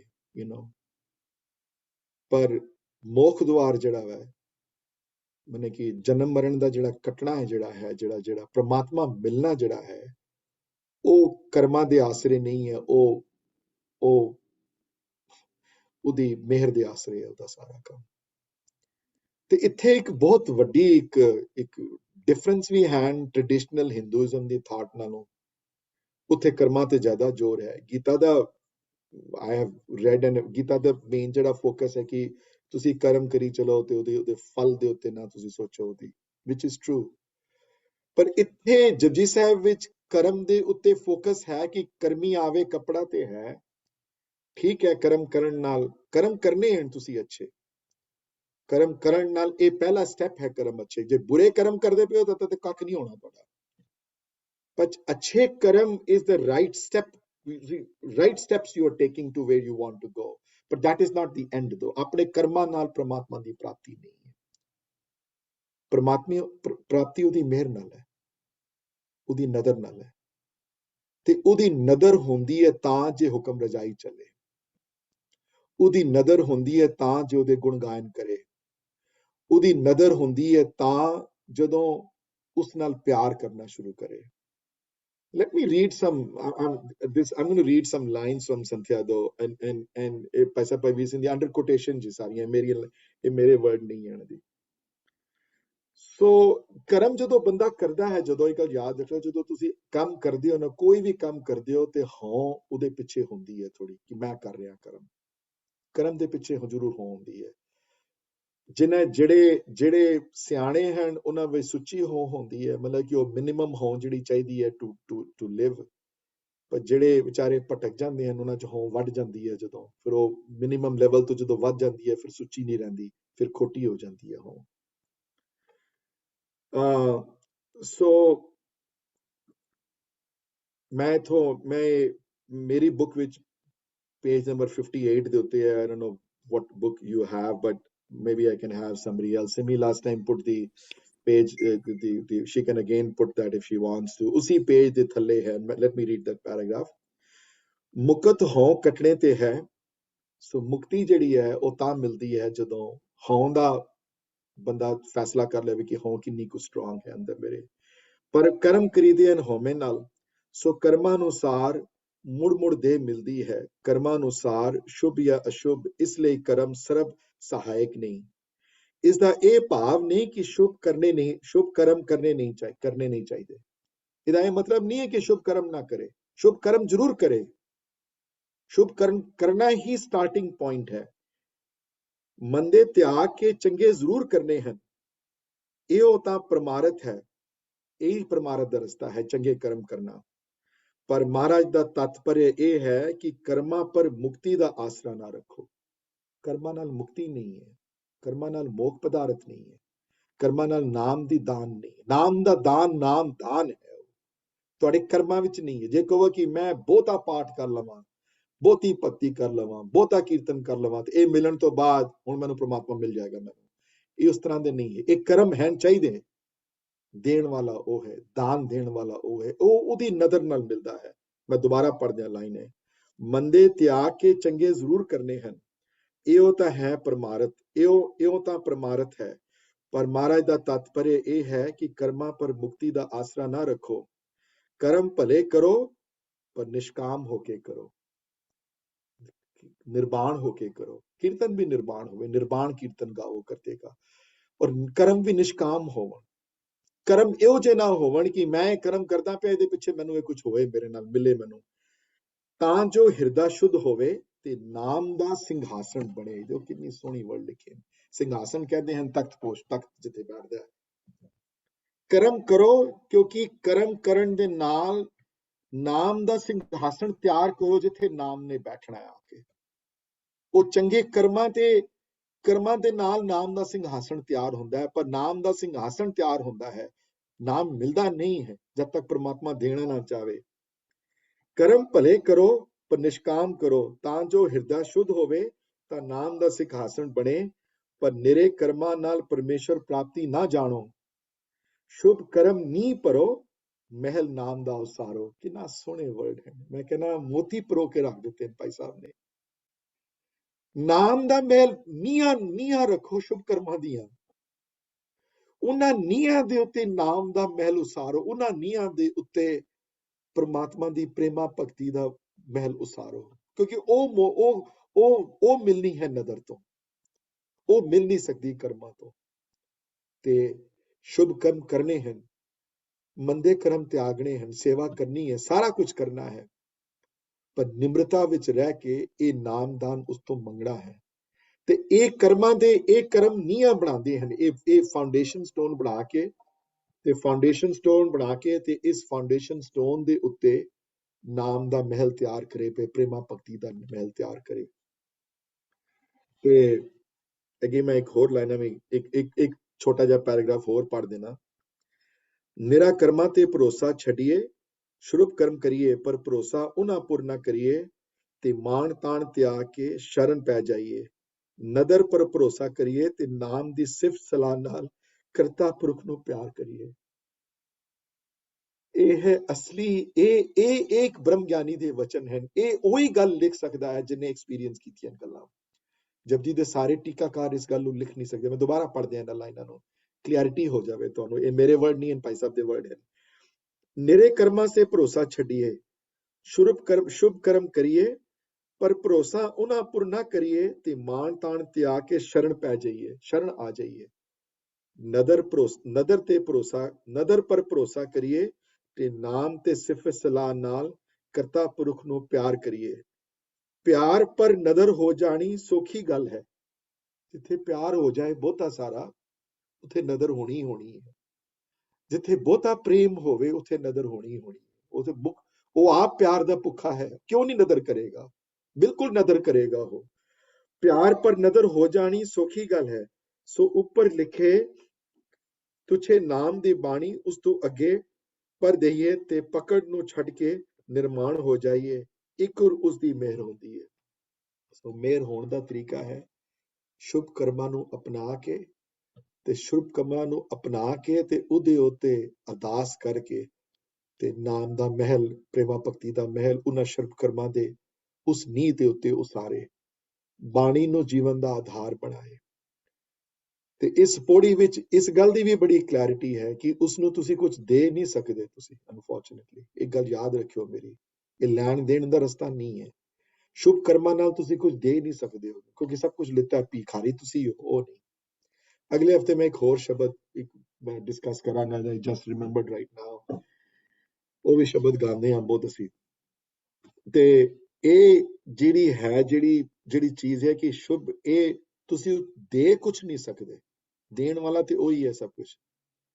ਬਸ ਉਸਨੂੰ ਖੁਸ਼ ਕਰ ਸਕਦੇ ਹੋ ਉਹਦੇ ਵਰਗਾ ਬਣ ਕੇ, ਉਸਨੂੰ ਖੁਸ਼ ਕਰ ਸਕਦੇ ਹੋ ਉਹਦੇ ਗੁਣਾਂ ਨੂੰ ਅਪਣਾ ਕੇ, ਉਸਨੂੰ ਖੁਸ਼ ਕਰ ਸਕਦੇ ਹੋ ਪ੍ਰੇਮਾ ਭਗਤੀ ਵਿੱਚ ਆ ਕੇ, ਉਸਨੂੰ ਖੁਸ਼ ਕਰ ਸਕਦੇ ਹੋ ਆਪਣੀ ਗੁਰੂ ਦੀ ਗੱਲ ਮੰਨ ਕੇ। ਤੇ ਹੁਣ ਕੋਈ ਕਹੇਗਾ ਕਿ ਮੈਂ ਕਿਉਂ ਕਰਾਂ, ਕੋਈ ਹੈ ਹੀ ਨਹੀਂ, ਮੈਨੂੰ ਕੋਈ ਮਤਲਬ ਨਹੀਂ ਹੈ, ਮੈਂ ਆਪ ਖੁਸ਼ ਹਾਂ, ਤੇ ਉਹ ਫਿਰ ਜਿਗਿਆਸੂ ਨਹੀਂ ਹੈ, ਉਹ ਉਸ ਕੈਟੇਗਰੀ 'ਚ ਨਹੀਂ ਆਉਂਦਾ, ਉਹ ਇਹਨਾਂ ਜਪਜੀ ਪੌੜੀਆਂ ਦੇ ਉੱਤੇ ਉਤਰਿਆ ਨਹੀਂ ਹਾਲੇ, ਉਹ ਖੁਸ਼ ਹੈ ਆਪਣੇ ਉੱਤੇ। ਤੇ ਮੈਂ ਡਿਸਕਸ ਤੇ ਨਹੀਂ ਕੀਤਾ ਅੱਜ, ਇਹ ਟੋਡੀ ਦਾ ਜਿਹੜਾ ਸ਼ਬਦ ਪੜਿਆ ਨਾ ਅੱਜ ਮੈਂ, ਜਿਹੜੇ ਘਰ ਜਾ ਕੇ ਨਾ ਅੱਜ, ਜਦੋਂ ਘਰ ਮਤਲਬ ਘਰ ਹੀ ਬੈਠੇ ਹੋ ਸਾਰੇ, ਬਟ ਕਲਾਸ ਹੋਣ ਤੋਂ ਬਾਅਦ ਇਸ ਟੋਡੀ ਦੇ ਸ਼ਬਦ ਤੋਂ ਪਿਛਲਾ ਸ਼ਬਦ ਪੜਿਓ, ਜਿਹੜਾ ਇਸ ਟੋਡੀ, ਇਹ ਜਿਹੜਾ ਸ਼ਬਦ ਅੱਜ ਜਿਹੜਾ ਡਿਸਕਸ ਕੀਤਾ ਨਾ, ਜਿਹੜਾ ਸ਼ਬਦ, ਉਸ ਸ਼ਬਦ ਦਾ ਜਿਹੜਾ ਪਹਿਲਾ ਜਿਹੜਾ ਸ਼ਬਦ ਜਿਹੜਾ ਆਇਆ ਹੈ, ਤੇ ਮੈਂ ਤੁਹਾਨੂੰ ਉਸ ਸ਼ਬਦ ਦੀਆਂ ਪਹਿਲੀਆਂ 2 ਲਾਈਨਾਂ ਸੁਣਾ ਦੇਣਾ ਤੁਹਾਨੂੰ। ਮੈਂ ਸੋਚ ਰਿਹਾ ਸੀ ਕਿ maybe should I discuss that or not, but I'm going to just read the first 2 lines कि मानुक बिन बूझे बिरथा आया, अनेक साज सिगार बहु करता जो मृतक उड़ाया। ਤੇ ਇਹ ਸ਼ਬਦ ਜਿਹੜਾ ਹੈ, ਇਹ ਸ਼ਬਦ ਜਿਹੜਾ ਹੈ, ਮੈਂ I don't want to discuss it today, we don't have time, it's already 9:33, but ਇਹ ਤੁਹਾਨੂੰ ਹੋਮਵਰਕ ਦਿੱਤਾ, ਤੁਸੀਂ ਆਪ ਪੜ੍ਹਿਓ ਇਸ ਸ਼ਬਦ। 3 ਐਗਜ਼ਾਮਪਲ ਦਿੱਤੀਆਂ ਹਨ ਉਹਦੀਆਂ, ਤੇ ਜਿਹੜੇ ਜਿਨ੍ਹਾਂ ਦਾ ਜੀਵਨ ਬਿਰਥਾ ਕਿਸ ਤਰ੍ਹਾਂ ਜਾਂਦਾ ਹੈ,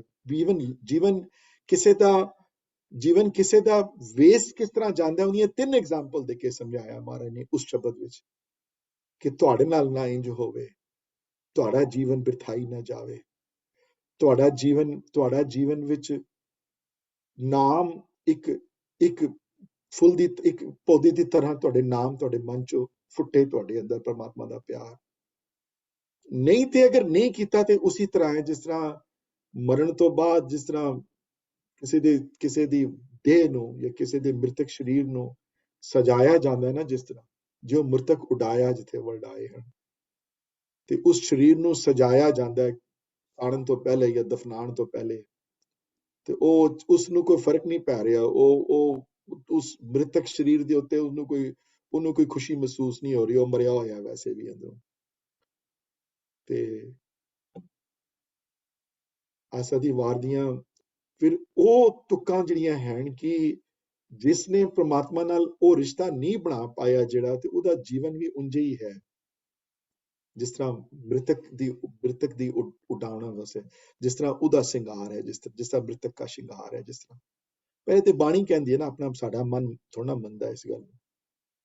ਸੋ ਇੱਥੇ ਜਿਹੜਾ ਫੋਕਸ ਜਿਹੜਾ ਹੈ, ਜਿਹੜਾ ਉਹ ਹੈ ਕਿ ਤੁਸੀਂ ਉਸਨੂੰ ਕੁਝ ਦੇ ਨਹੀਂ ਸਕਦੇ ਇਹਨਾਂ ਪੁੜੀਆਂ ਦਾ, ਇਸ ਵਾਸਤੇ ਅੰਮ੍ਰਿਤ ਵੇਲੇ ਉੱਠ ਕੇ ਸਵੇਰੇ, ਜਾਂ ਜਦੋਂ ਵੀ ਤੁਸੀਂ ਉੱਠ ਸਕੋ, ਜਦੋਂ ਵੀ ਤੁਸੀਂ ਕੁਝ ਕਰ ਸਕੋ, ਉਸ ਨਾਲ ਥੋੜੀ ਦੇਰ ਵਾਸਤੇ ਉਹਦੇ ਧਿਆਨ ਵਿੱਚ, ਉਹਦੇ ਪਿਆਰ ਵਿੱਚ 2 ਸ਼ਬਦ ਬੋਲੋ। ਅਗਲੇ ਹਫਤੇ ਮੈਂ 1-2 ਵਰਡ ਹੋਰ ਵੀ ਕੋਟ ਕਰਾਂਗਾ। ਭਾਈ ਸਾਹਿਬ ਨੇ ਜਿਹੜੀਆਂ ਪ੍ਰੈਕਟੀਕਲ ਜਿਹੜੀਆਂ ਸੁਜੈਸ਼ਨ ਜਿਹੜੀਆਂ ਦਿੱਤੀਆਂ, ਸੰਧਿਆ ਵਿੱਚ ਆਈਆਂ, ਉਹ ਵੀ ਪ੍ਰੈਕਟੀਕਲ ਸੁਜੈਸ਼ਨ ਸਾਰੀਆਂ, ਤੇ ਉਹ ਉਹਨਾਂ ਦੇ ਉੱਤੇ ਫੋਕਸ ਕਰਾਂਗੇ। ਤੇ ਹੁਣ ਇਹ ਹੈ ਕਿ ਇੱਥੇ ਤੱਕ ਪਹੁੰਚੇ ਹਾਂ, ਤੇ ਹੁਣ ਕੋਈ ਕਰੇ ਇਹ ਕੰਮ, ਅੰਮ੍ਰਿਤ ਵੇਲਾ ਸਚਨਾ ਵਡਿਆਈ ਵਿਚਾਰ। ਹਾਂਜੀ, ਇਹ ਸਾਧਨ ਪੱਖ ਵਾਲੀ ਪੌੜੀ ਹੈ, ਨੌਲੇਜ ਵਾਲੀ ਪੌੜੀ ਨਹੀਂ ਹੈ, ਇਹ ਸਿਰਫ ਗਿਆਨ ਲੈਣ ਵਾਲੀਆਂ ਪੌੜੀਆਂ ਨਹੀਂ ਹੈ, ਇਹ ਕਰਨ ਵਾਲੀਆਂ ਪੌੜੀਆਂ ਹਨ ਸਾਰੀਆਂ। ਸੋ ਜੇ ਅੰਮ੍ਰਿਤ ਵੇਲੇ ਨਹੀਂ ਉੱਠ ਸਕਦੇ, that's fine with me, I completely agree। ਜਿਨ੍ਹਾਂ ਨੇ ਸਵੇਰੇ 6 ਵਜੇ 7 ਵਜੇ ਉੱਠ ਕੇ ਆਫਿਸ ਜਾਣਾ, ਉਹਨਾਂ ਵਾਸਤੇ ਬੜਾ ਮੁਸ਼ਕਿਲ ਹੈ, ਜੀਵਨ ਬਦਲ ਗਿਆ ਹੈ ਪਹਿਲੇ ਨਾਲੋਂ, ਉਹ ਕਿਸੇ ਵੀ ਟਾਈਮ ਕਰ ਲਵੇ, it doesn't matter। ਮੇਰੇ ਵੱਲੇ ਉਹ ਟਾਈਮ ਬੈਸਟ ਹੈ, ਪਰ ਜੋ ਟਾਈਮ ਨਹੀਂ ਹੋ ਸਕਦਾ ਤੇ ਹੋਰ ਕੋਈ ਟਾਈਮ ਚੁਣ ਲੈ, ਲੇਕਿਨ ਕਰੇ ਜ਼ਰੂਰ, ਥੋੜਾ ਬਹੁਤ ਭਗਤੀ ਕਰੇ, ਥੋੜਾ ਬਹੁਤ ਉਸਨੂੰ ਕੀਰਤਨ ਕਰੇ ਜਾਂ ਕੀਰਤਨ ਸਿਖਲਾਏ, ਜਾਂ ਉਸ ਵੇਲੇ ਬਾਣੀ ਪੜ੍ਹੇ ਜਾਂ ਬਾਣੀ ਦਾ ਮਤਲਬ ਸਮਝ ਪਰਮਾਤਮਾ ਅੱਗੇ, ਉਹ ਆਪਣਾ ਇੱਕ ਅਰਦਾਸ ਰੂਪ ਵਿੱਚ ਉਹ ਥੋੜਾ ਬਹੁਤ ਟਾਈਮ ਕੱਢੇ, 15 ਮਿੰਟ, ਅੱਧਾ ਘੰਟਾ, 45 minute, whatever you can take out, 5 minute ਵੀ ਕੱਢ ਲਵੇ, ਤੇ ਫਿਰ ਉਸ ਥਾਟ ਦੇ ਉੱਤੇ ਪੂਰਾ ਦਿਨ ਬਿਤਾਏ, ਤੇ ਅਰਦਾਸ ਵਿੱਚ ਰਵੇ ਕਿ ਹੇ ਮੇਰੇ ਦਾਤਾ, ਮੇਰੇ ਤੇ ਕਿਰਪਾ ਕਰੋ ਤੁਸੀਂ। ਤੇ ਜਿਹੜੇ ਨਹੀਂ ਕਰ ਪਾਉਂਦੇ ਜਾਂ ਜਿਹੜੇ ਇਸ ਨੂੰ ਇੰਪੋਰਟੈਂਟ ਨਹੀਂ ਸਮਝਦੇ, ਇਸ ਨੂੰ ਬਾਣੀ ਵਿੱਚ ਬੜੀ ਤ੍ਰਿਗ ਵੀ ਆਇਆ ਉਹਦੇ ਬਾਰੇ, ਬੜੀ ਫਿਟਕਣਾ ਵੀ ਆਈ ਹੈ ਉਹਦੇ ਬਾਰੇ। ਆਸਾ ਦੀ ਵਾਰ ਦੀਆਂ ਉਹ ਲਾਈਨਾਂ ਕਮਾ ਦਿੰਦੀਆਂ ਨੇ ਆਪਣੇ ਹਿਰਦੇ ਨੂੰ ਕਿ ਜਿਤ ਮੁਖ ਨਾਮ ਨਾ ਉਚਰੈ, ਬਿਨ ਨਾਵੇਂ ਰਸ ਖਾਏ, ਨਾਨਕ ਇਹ ਵੇ ਜਾਣੀਏ ਤਿਤ ਮੁਖ ਤੁਕਾਂ ਪਾਏ। ਸੋ ਉਹ ਤੇ ਥੂਤੂ ਉਸੀ ਦੀ ਹੁੰਦੀ ਹੈ ਜਿਹਦੀ ਇੱਜ਼ਤ ਨਾ ਹੋਵੇ ਉਹਦੀ, ਤੇ ਤਿਤ ਮੁਖ ਤੁਕਾਂ ਪਾਏ ਮਤਲਬ ਫਿਰ ਉਹਦੀ ਮੂੰਹ 'ਚ ਥੁੱਕਾ ਹੀ ਹੈ, ਥੁੱਕ ਹੀ ਥੁੱਕਿਆ ਉਹਦੇ ਮੂੰਹ 'ਚ, ਤੇ ਅਸੀਂ ਨਾ ਬਣੀਏ ਉਂਝ। That's what my point is। ਤੇ ਜਪਜੀ ਦੀਆਂ ਇਹਨਾਂ ਪੌੜੀਆਂ ਤੋਂ ਤੁਸੀਂ ਇੱਕ ਲਵੋ ਇੱਕ ਸੰਦੇਸ਼ ਨਾ ਜਪਜੀ ਦੀਆਂ ਇਹਨਾਂ ਪੌੜੀਆਂ ਤੋਂ ਤੁਸੀਂ ਇੱਕ ਅੰਦਰੋਂ ਇੱਕ ਚਿੰਗਾਰੀ ਜਗਾਓ ਇਹਨਾਂ ਪੌੜੀਆਂ ਤੋਂ ਤੇ ਇੱਕ ਪੌੜੀ ਬਾਕੀ ਹੈ ਹੋਰ ਮੈਂ 5 ਦੀਆਂ ਪ੍ਰੋਮਿਸ ਕੀਤੀਆਂ ਸਨ ਤੇ ਅਗਲੀ ਪੌੜੀ ਵਿੱਚ ਰੋਲ ਹੈ ਗੁਰੂ ਦਾ ਜਿਹੜਾ ਡਿਫਾਈਨ ਕਰਨ ਹੁਣ ਤੱਕ ਜੋ ਡਿਸੀਜਨ ਜੋ ਹੁਣ ਤੱਕ ਜਿਹੜੀ ਡਿਸਕਸ਼ਨ ਆਈ ਹੈ ਉਹ ਪ੍ਰੇਰਣਾ ਬਾਰੇ ਆਈ ਹੈ ਸਾਰੀ ਗੱਲ ਹਾਂਜੀ ਤੇ ਇੱਕ ਗੱਲ ਮੈਂ ਕੀਤੀ ਨਹੀਂ ਉਹ ਅਗਲੇ ਹਫਤੇ ਕਰ ਲਾਂਗੇ ਉਹ ਲਾਸਟ ਲਾਈਨ ਕੀ ਨਾਨਕ ਇਹ ਵਿੱਚ ਜਾਣੀ ਹੈ ਸਭ ਆਪੇ ਸਚਿਆਰ ਇਹ ਉਸ ਪੂਰਨ ਭਗਤ ਬਾਰੇ ਹੈ ਇਹ ਅਖੀਰਲੀ ਲਾਈਨ ਜਦੋਂ ਉਹ ਉਸ ਲੈਵਲ ਤੇ ਪਹੁੰਚ ਜਾਏ ਜਦੋਂ ਤਾਂ ਫਿਰ ਉਸ ਨੂੰ ਇਸ ਗੱਲ ਦੀ ਮਹਿਸੂਸ ਹੁੰਦਾ ਹੈ ਨਾਨਕ ਇਹ ਵਿੱਚ ਜਾਣੀ ਹੈ ਸਭ ਆਪੇ ਸਚਿਆਰ ਕੀ ਇਸ ਤਰ੍ਹਾਂ ਫਿਰ ਮਹਿਸੂਸ ਹੋਇਆ ਕਿ ਕਰਨ ਕਰਾਉਣ ਵਾਲਾ ਸਚਿਆਰ ਸੱਚਾ ਸਿਰਫ ਇੱਕੋ ਹੀ ਹੈ ਹੋਰ ਕੋਈ ਦੂਸਰਾ ਨਹੀਂ ਹੋਰ ਉਹਦੇ ਅੱਗੇ ਅਰਦਾਸ ਕਰਨੀ ਪੜਦੀ ਹੈ ਉਹੀ ਹੈ ਸਭ ਕੁਝ ਦੇਣ ਕਰਾਉਣ ਵਾਲਾ ਸੋ ਅਗਲੇ next week we will ponder upon podi number 5 though the last podi that I wanted to discuss ਔਰ ਇਹਨਾਂ ਪੰਜਾਂ ਪੌੜੀਆਂ ਦਾ ਨਿਚੋੜ ਇਹਨਾਂ ਪੰਜਾਂ ਪੌੜੀਆਂ ਦਾ ਗਿਆਨ ਇਹਨਾਂ ਪੰਜਾਂ ਪੌੜੀਆਂ ਦਾ ਜਿਹੜਾ ਭਾਵ ਜਿਹੜਾ ਹੈ ਤੁਸੀਂ ਆਪਣੇ ਅੰਦਰ ਵਸਾਉਣ ਦੀ ਕੋਸ਼ਿਸ਼ ਕਰੋ ਔਰ ਉਸ ਰਸਤੇ ਤੇ ਚੱਲੋ ਜਿਸ ਰਸਤੇ ਤੇ ਗੁਰੂ ਨਾਨਕ ਤੁਹਾਨੂੰ ਲੈ ਕੇ ਜਾਣਾ ਚਾਹੁੰਦੇ ਹਨ ਜੀ I'm going to stop here and see if anybody has any questions I'll try to answer ji and if not then I'd like to end today. In the next class, can you please explain us a little bit more about Mokh Dwar also, Virji? Sure. Answer. Thank you, Ji. Yeah. Surinder ਜੀ ਹਾਂਜੀ ਇੱਕ literal meaning ਹੁੰਦਾ ਹੈ ਨਾ ਜਿਵੇਂ ਗੁਰੂ ਅੰਗ ਸੰਗ ਗੁਰੂ ਰਾਖਾ ਹਾਂਜੀ and then there's beyond that ਹੈ ਨਾ ਹਾਂਜੀ ਇੱਕ ਤੇ ਅੰਗ ਸੰਗ ਉਹ ਜੇ ਦੋ ਐਕਸਪਲੇਨ ਕਰ ਸਕੋ ਦੂਜਾ ਉਹ ਪਿਆਰ ਦਾ ਭੁੱਖ ਹੈ ਯਾ ਹੈ ਤੇ ਪਿਆਰ ਦਾ ਉਹ ਤੇ ਪਿਆਰ ਦੇ ਭੁੱਖਾ ਸ਼ੁਰੂ ਤੋਂ ਹੀ ਹੈ ਤੇ ਉਹਦੇ ਭਗਤ ਵੀ ਪਿਆਰ ਦੇ ਭੁੱਖੇ ਤਾਂ ਹੀ 20 ਰੁਪਏ ਦਿੱਤੇ ਨਾ ਜਦੋਂ ਤੇ ਨੰਗੇ ਸਾਧੂਆਂ ਨੂੰ ਦੇਖ ਕੇ ਉਹਨਾਂ ਦੀ ਭੁੱਖ ਨੂੰ ਦੇਖ ਕੇ ਉਹਨਾਂ ਦਾ ਮਨ ਹੀ ਬਦਲ ਗਿਆ ਉਹਨਾਂ ਦਾ ਕਿਉਂਕਿ ਭਗਤ ਜਿਹੜੇ ਹਨ ਜਿਹੜੇ ਉਹਨਾਂ ਨੂੰ ਪਤਾ ਸੀ ਪਿਤਾ ਜੀ ਨਾਰਾਜ਼ ਹੋਣਗੇ ਉਹਨਾਂ ਨੂੰ ਪਤਾ ਸੀ ਇਹ ਰੁਪਏ ਉਹਨਾਂ ਵਾਸਤੇ ਨਹੀਂ ਹਨ ਉਹ ਪਤਾ ਸੀ ਇਹ ਵਪਾਰ ਕਰਨ ਵਾਸਤੇ ਦਿੱਤੇ ਗਏ ਹਨ ਲੇਕਿਨ ਭਗਤਾਂ ਦੇ ਅੰਦਰ ਵੀ ਉਹ ਜਿਸ ਤਰ੍ਹਾਂ ਉਹ ਕਿਸੇ ਦੀ ਦੂਸਰੇ ਤਕਲੀਫ ਨਹੀਂ ਦੇਖ ਸਕਦਾ ਭਗਤ ਵੀ ਨਹੀਂ ਦੇਖ ਸਕਦੇ ਉਹਦੇ ਗੁਰੂਜਨ ਵੀ ਨਹੀਂ ਦੇਖ ਸਕਦੇ ਉਹਨਾਂ ਨੂੰ 2 ਮਿੰਟ ਹੀ ਲੱਗਦੇ ਲੁਟਾਉਂਦੇ ਉਹ ਚੀਜ਼ਾਂ तो वो आप ते है ही है लेकिन इंपॉर्टेंट प्रेरणा इत्थों ही मिलती है सुमीत जी ਉਹਦੇ ਭਗਤ ਵੀ ਪਿਆਰ ਦੇ ਭੁੱਖੇ ਹਨ ਜੁੜੇ ਹੋਏ ਵੀ ਪਿਆਰ ਦੇ ਭੁੱਖੇ ਹਨ ਉਹਨਾਂ ਵਿੱਚ ਵੀ ਉਹੀ ਲਾਲਸਾ ਹੈ ਜੋ ਉਸਦੇ ਵਿੱਚ ਹੈ ਪ੍ਰੇਰਣਾ ਅਸੀਂ ਉਹਨਾਂ ਤੋਂ ਲੈਣੀ ਹੈ ਪ੍ਰੇਰਣਾ ਅਸੀਂ ਜੀਵਨ ਜਾਂਚ ਉਹਨਾਂ ਕੋਲੋਂ ਸਿੱਖਣੀ ਹੈ ਇਹਨਾਂ ਕੋਲੋਂ ਭਾਈ ਸਾਹਿਬ ਭਾਈ ਵੀਰ ਸਿੰਘਾਂ ਕੋਲੋਂ ਉਹਨਾਂ ਕੋਲੋਂ ਸਿੱਖਣੀ ਹੈ ਜੀਵਨ ਜਾਂਚ ਸਿੱਖਣੀ ਹੈ ਜਿਨ੍ਹਾਂ ਨੇ ਉਸ ਰਸਤੇ ਤੇ ਚੱਲੇ ਉਹ ਵੀ ਪਿਆਰ ਦੇ ਭੁੱਖੇ ਹਨ ਕਿਉਂਕਿ ਪ੍ਰਮਾਤਮਾ ਨੇ ਉਹ ਜੇ ਬੰਦੇ ਬਣਾਏ ਨਾ ਕਿ ਜਿਹਦੇ ਚ ਆਪਣਾ ਸਰੂਪ ਦਿਖਾ ਸਕਣ ਤੁਸੀਂ ਦੇਖ ਸਕੋ ਕਿਹੋ ਜਿਹਾ ਹੈ ਉਹ ਦੇਖੋ ਇਸ ਨੂੰ ਦੇਖ ਲਓ ਤੇ ਪਤਾ ਲੱਗ ਜਾਏਗਾ ਤੁਹਾਨੂੰ ਕੌਣ ਹੈ ਉਹ ਹੈ ਨਾ ਸੋ ਇਹ ਜਾਂ ਉਹਦੇ ਤੇ ਫੋਕਸ ਕਰਾਂਗੇ ਅਗਲੀ ਵਾਰੀ ਹੋਰ ਥੋੜਾ ਜਿਹਾ ਅੰਗ ਸੰਗ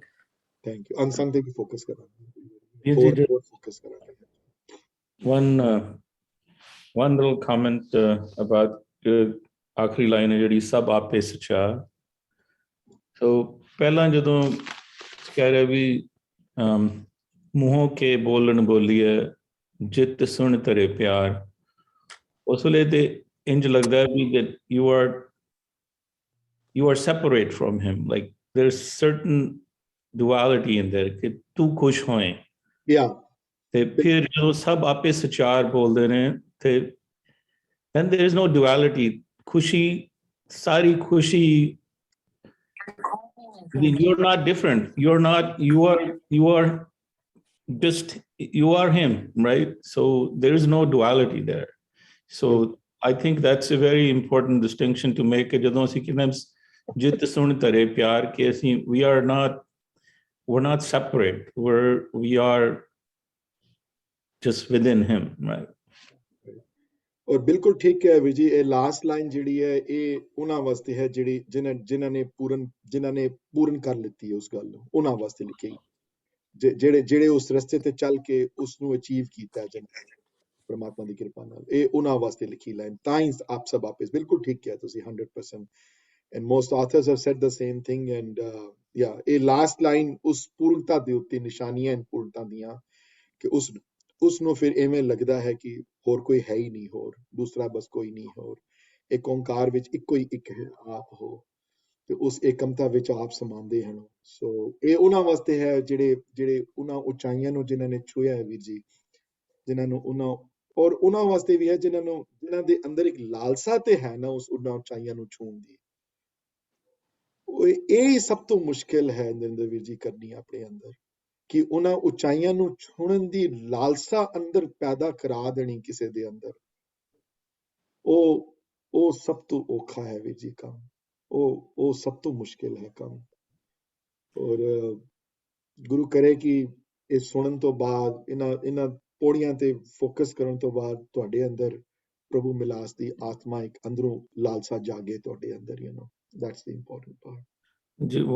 One more small comment then ਕਿ ਪਰਮਾਤਮਾ ਦੀ ਨਦਰੀ ਦੀ ਗੱਲ ਕਰ ਰਹੇ ਕਿ ਦੇਂਦਾ ਦੇ ਲੈਂਦੇ ਥੱਕ ਪਾਏ, ਉਹਦੇ ਦੇ ਹੀ ਜਾ ਰਿਹਾ, ਹਰ ਵੇਲੇ ਦੇ ਹੀ ਜਾ ਰਿਹਾ, right? So there was this is from another person who talked about this ਕਿ ਵੀ ਜੇ ਉਹ ਸਭ ਕੁਝ ਜਾਣਦਾ ਹੈ, ਸਭ ਕੁਝ ਦੇ ਰਿਹਾ ਹੈ, ਸਭ ਕੁਝ ਆਪ ਕਰ ਰਿਹਾ ਹੈ, ਤੇ ਫਿਰ ਤੁਹਾਨੂੰ why do you need to pray? why ਅਰਦਾਸ ਕਰਨ ਦੀ ਕੀ ਲੋੜ ਹੈ?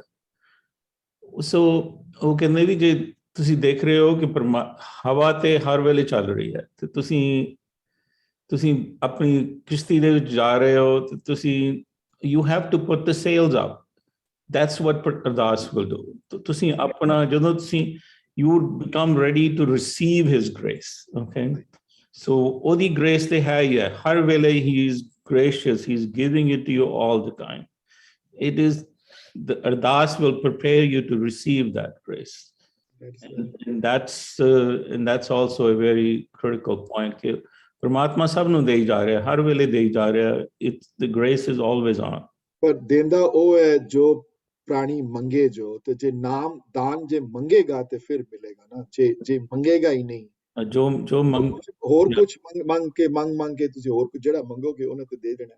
ਪਰ ਕਈ ਫਿਰ ਉਸ ਨੂੰ ਮੰਗਦੇ ਹਨ, ਜਿਹੜੇ ਕਈ ਹਨ ਜਿਹੜੇ ਕਹਿੰਦੇ ਹਨ ਮੈਨੂੰ ਹੋਰ ਕੁਝ ਨਹੀਂ ਚਾਹੀਦਾ, ਤੂੰ ਚਾਹੀਦਾ, ਤੂੰ ਖਾਲੀ, ਹੋਰ ਕੁਝ ਨਹੀਂ ਚਾਹੀਦਾ, ਬਸ ਤੂੰ ਹੀ ਚਾਹੀਦਾ, ਹੋਰ ਕੁਝ ਨਹੀਂ ਚਾਹੀਦਾ, ਰਹਿਣ ਦੇ ਜੋ ਮੈਨੂੰ ਨਹੀਂ ਚਾਹੀਦਾ ਕੁਝ ਵੀ ਹੋਰ।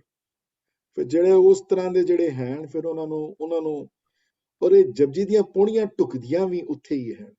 ਜਪਜੀ ਦੀਆਂ ਪੌੜੀਆਂ ਦੇ ਉੱਤੇ ਚੱਲਣ ਵਾਲੇ ਇਸ ਮਹਾਨ ਬਾਣੀ ਦੀ ਨੀਆਂ ਜਿਹੜੀਆਂ ਹਨ, ਇਹ ਪ੍ਰੇਮਾ ਭਗਤੀ ਵਾਲੇ ਡੁੱਬੇ ਹੋਏ ਜਨਾਂ ਦੇ ਉੱਤੇ ਆਧਾਰਿਤ ਔਰ ਉਹਨਾਂ ਨੂੰ ਪ੍ਰੇਰਿਤ ਕਰਨ ਵਾਸਤੇ ਹਨ ਸਾਰੀਆਂ। ਨਹੀਂ ਤੇ ਮੇਰੇ ਵਰਗੇ ਤੇ ਜਿਨ੍ਹਾਂ ਦੀ ਉਮਰ 60-62 ਸਾਲ ਦੀ ਹੋ ਗਈ ਹੈ, ਛੋਟੀ ਉਮਰ ਤੋਂ ਪੜ੍ਹਦੇ ਆਏ ਆ, ਤੇ ਕੋਈ ਬਦਲਾਵ ਥੋੜਾ ਨਾ ਆਇਆ ਮੇਰੀ ਲਾਈਫ 'ਚ, ਕੋਈ ਉੱਥੇ ਦੇ ਉੱਥੇ ਹੀ ਖੜਾ ਹੋਇਆ ਮੈਂ।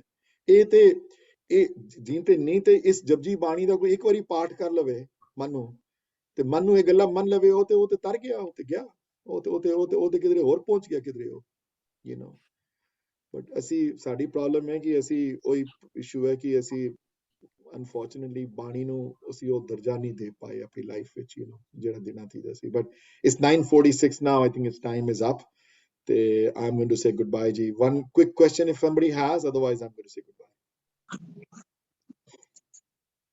Okay ji. ਵਾਹਿਗੁਰੂ ਜੀ ਕਾ ਖਾਲਸਾ, ਵਾਹਿਗੁਰੂ ਜੀ ਕੀ ਫਤਿਹ। Thank you very, and next week we will put an end to this. We will go to the second podi, the podi number 5. Thank you.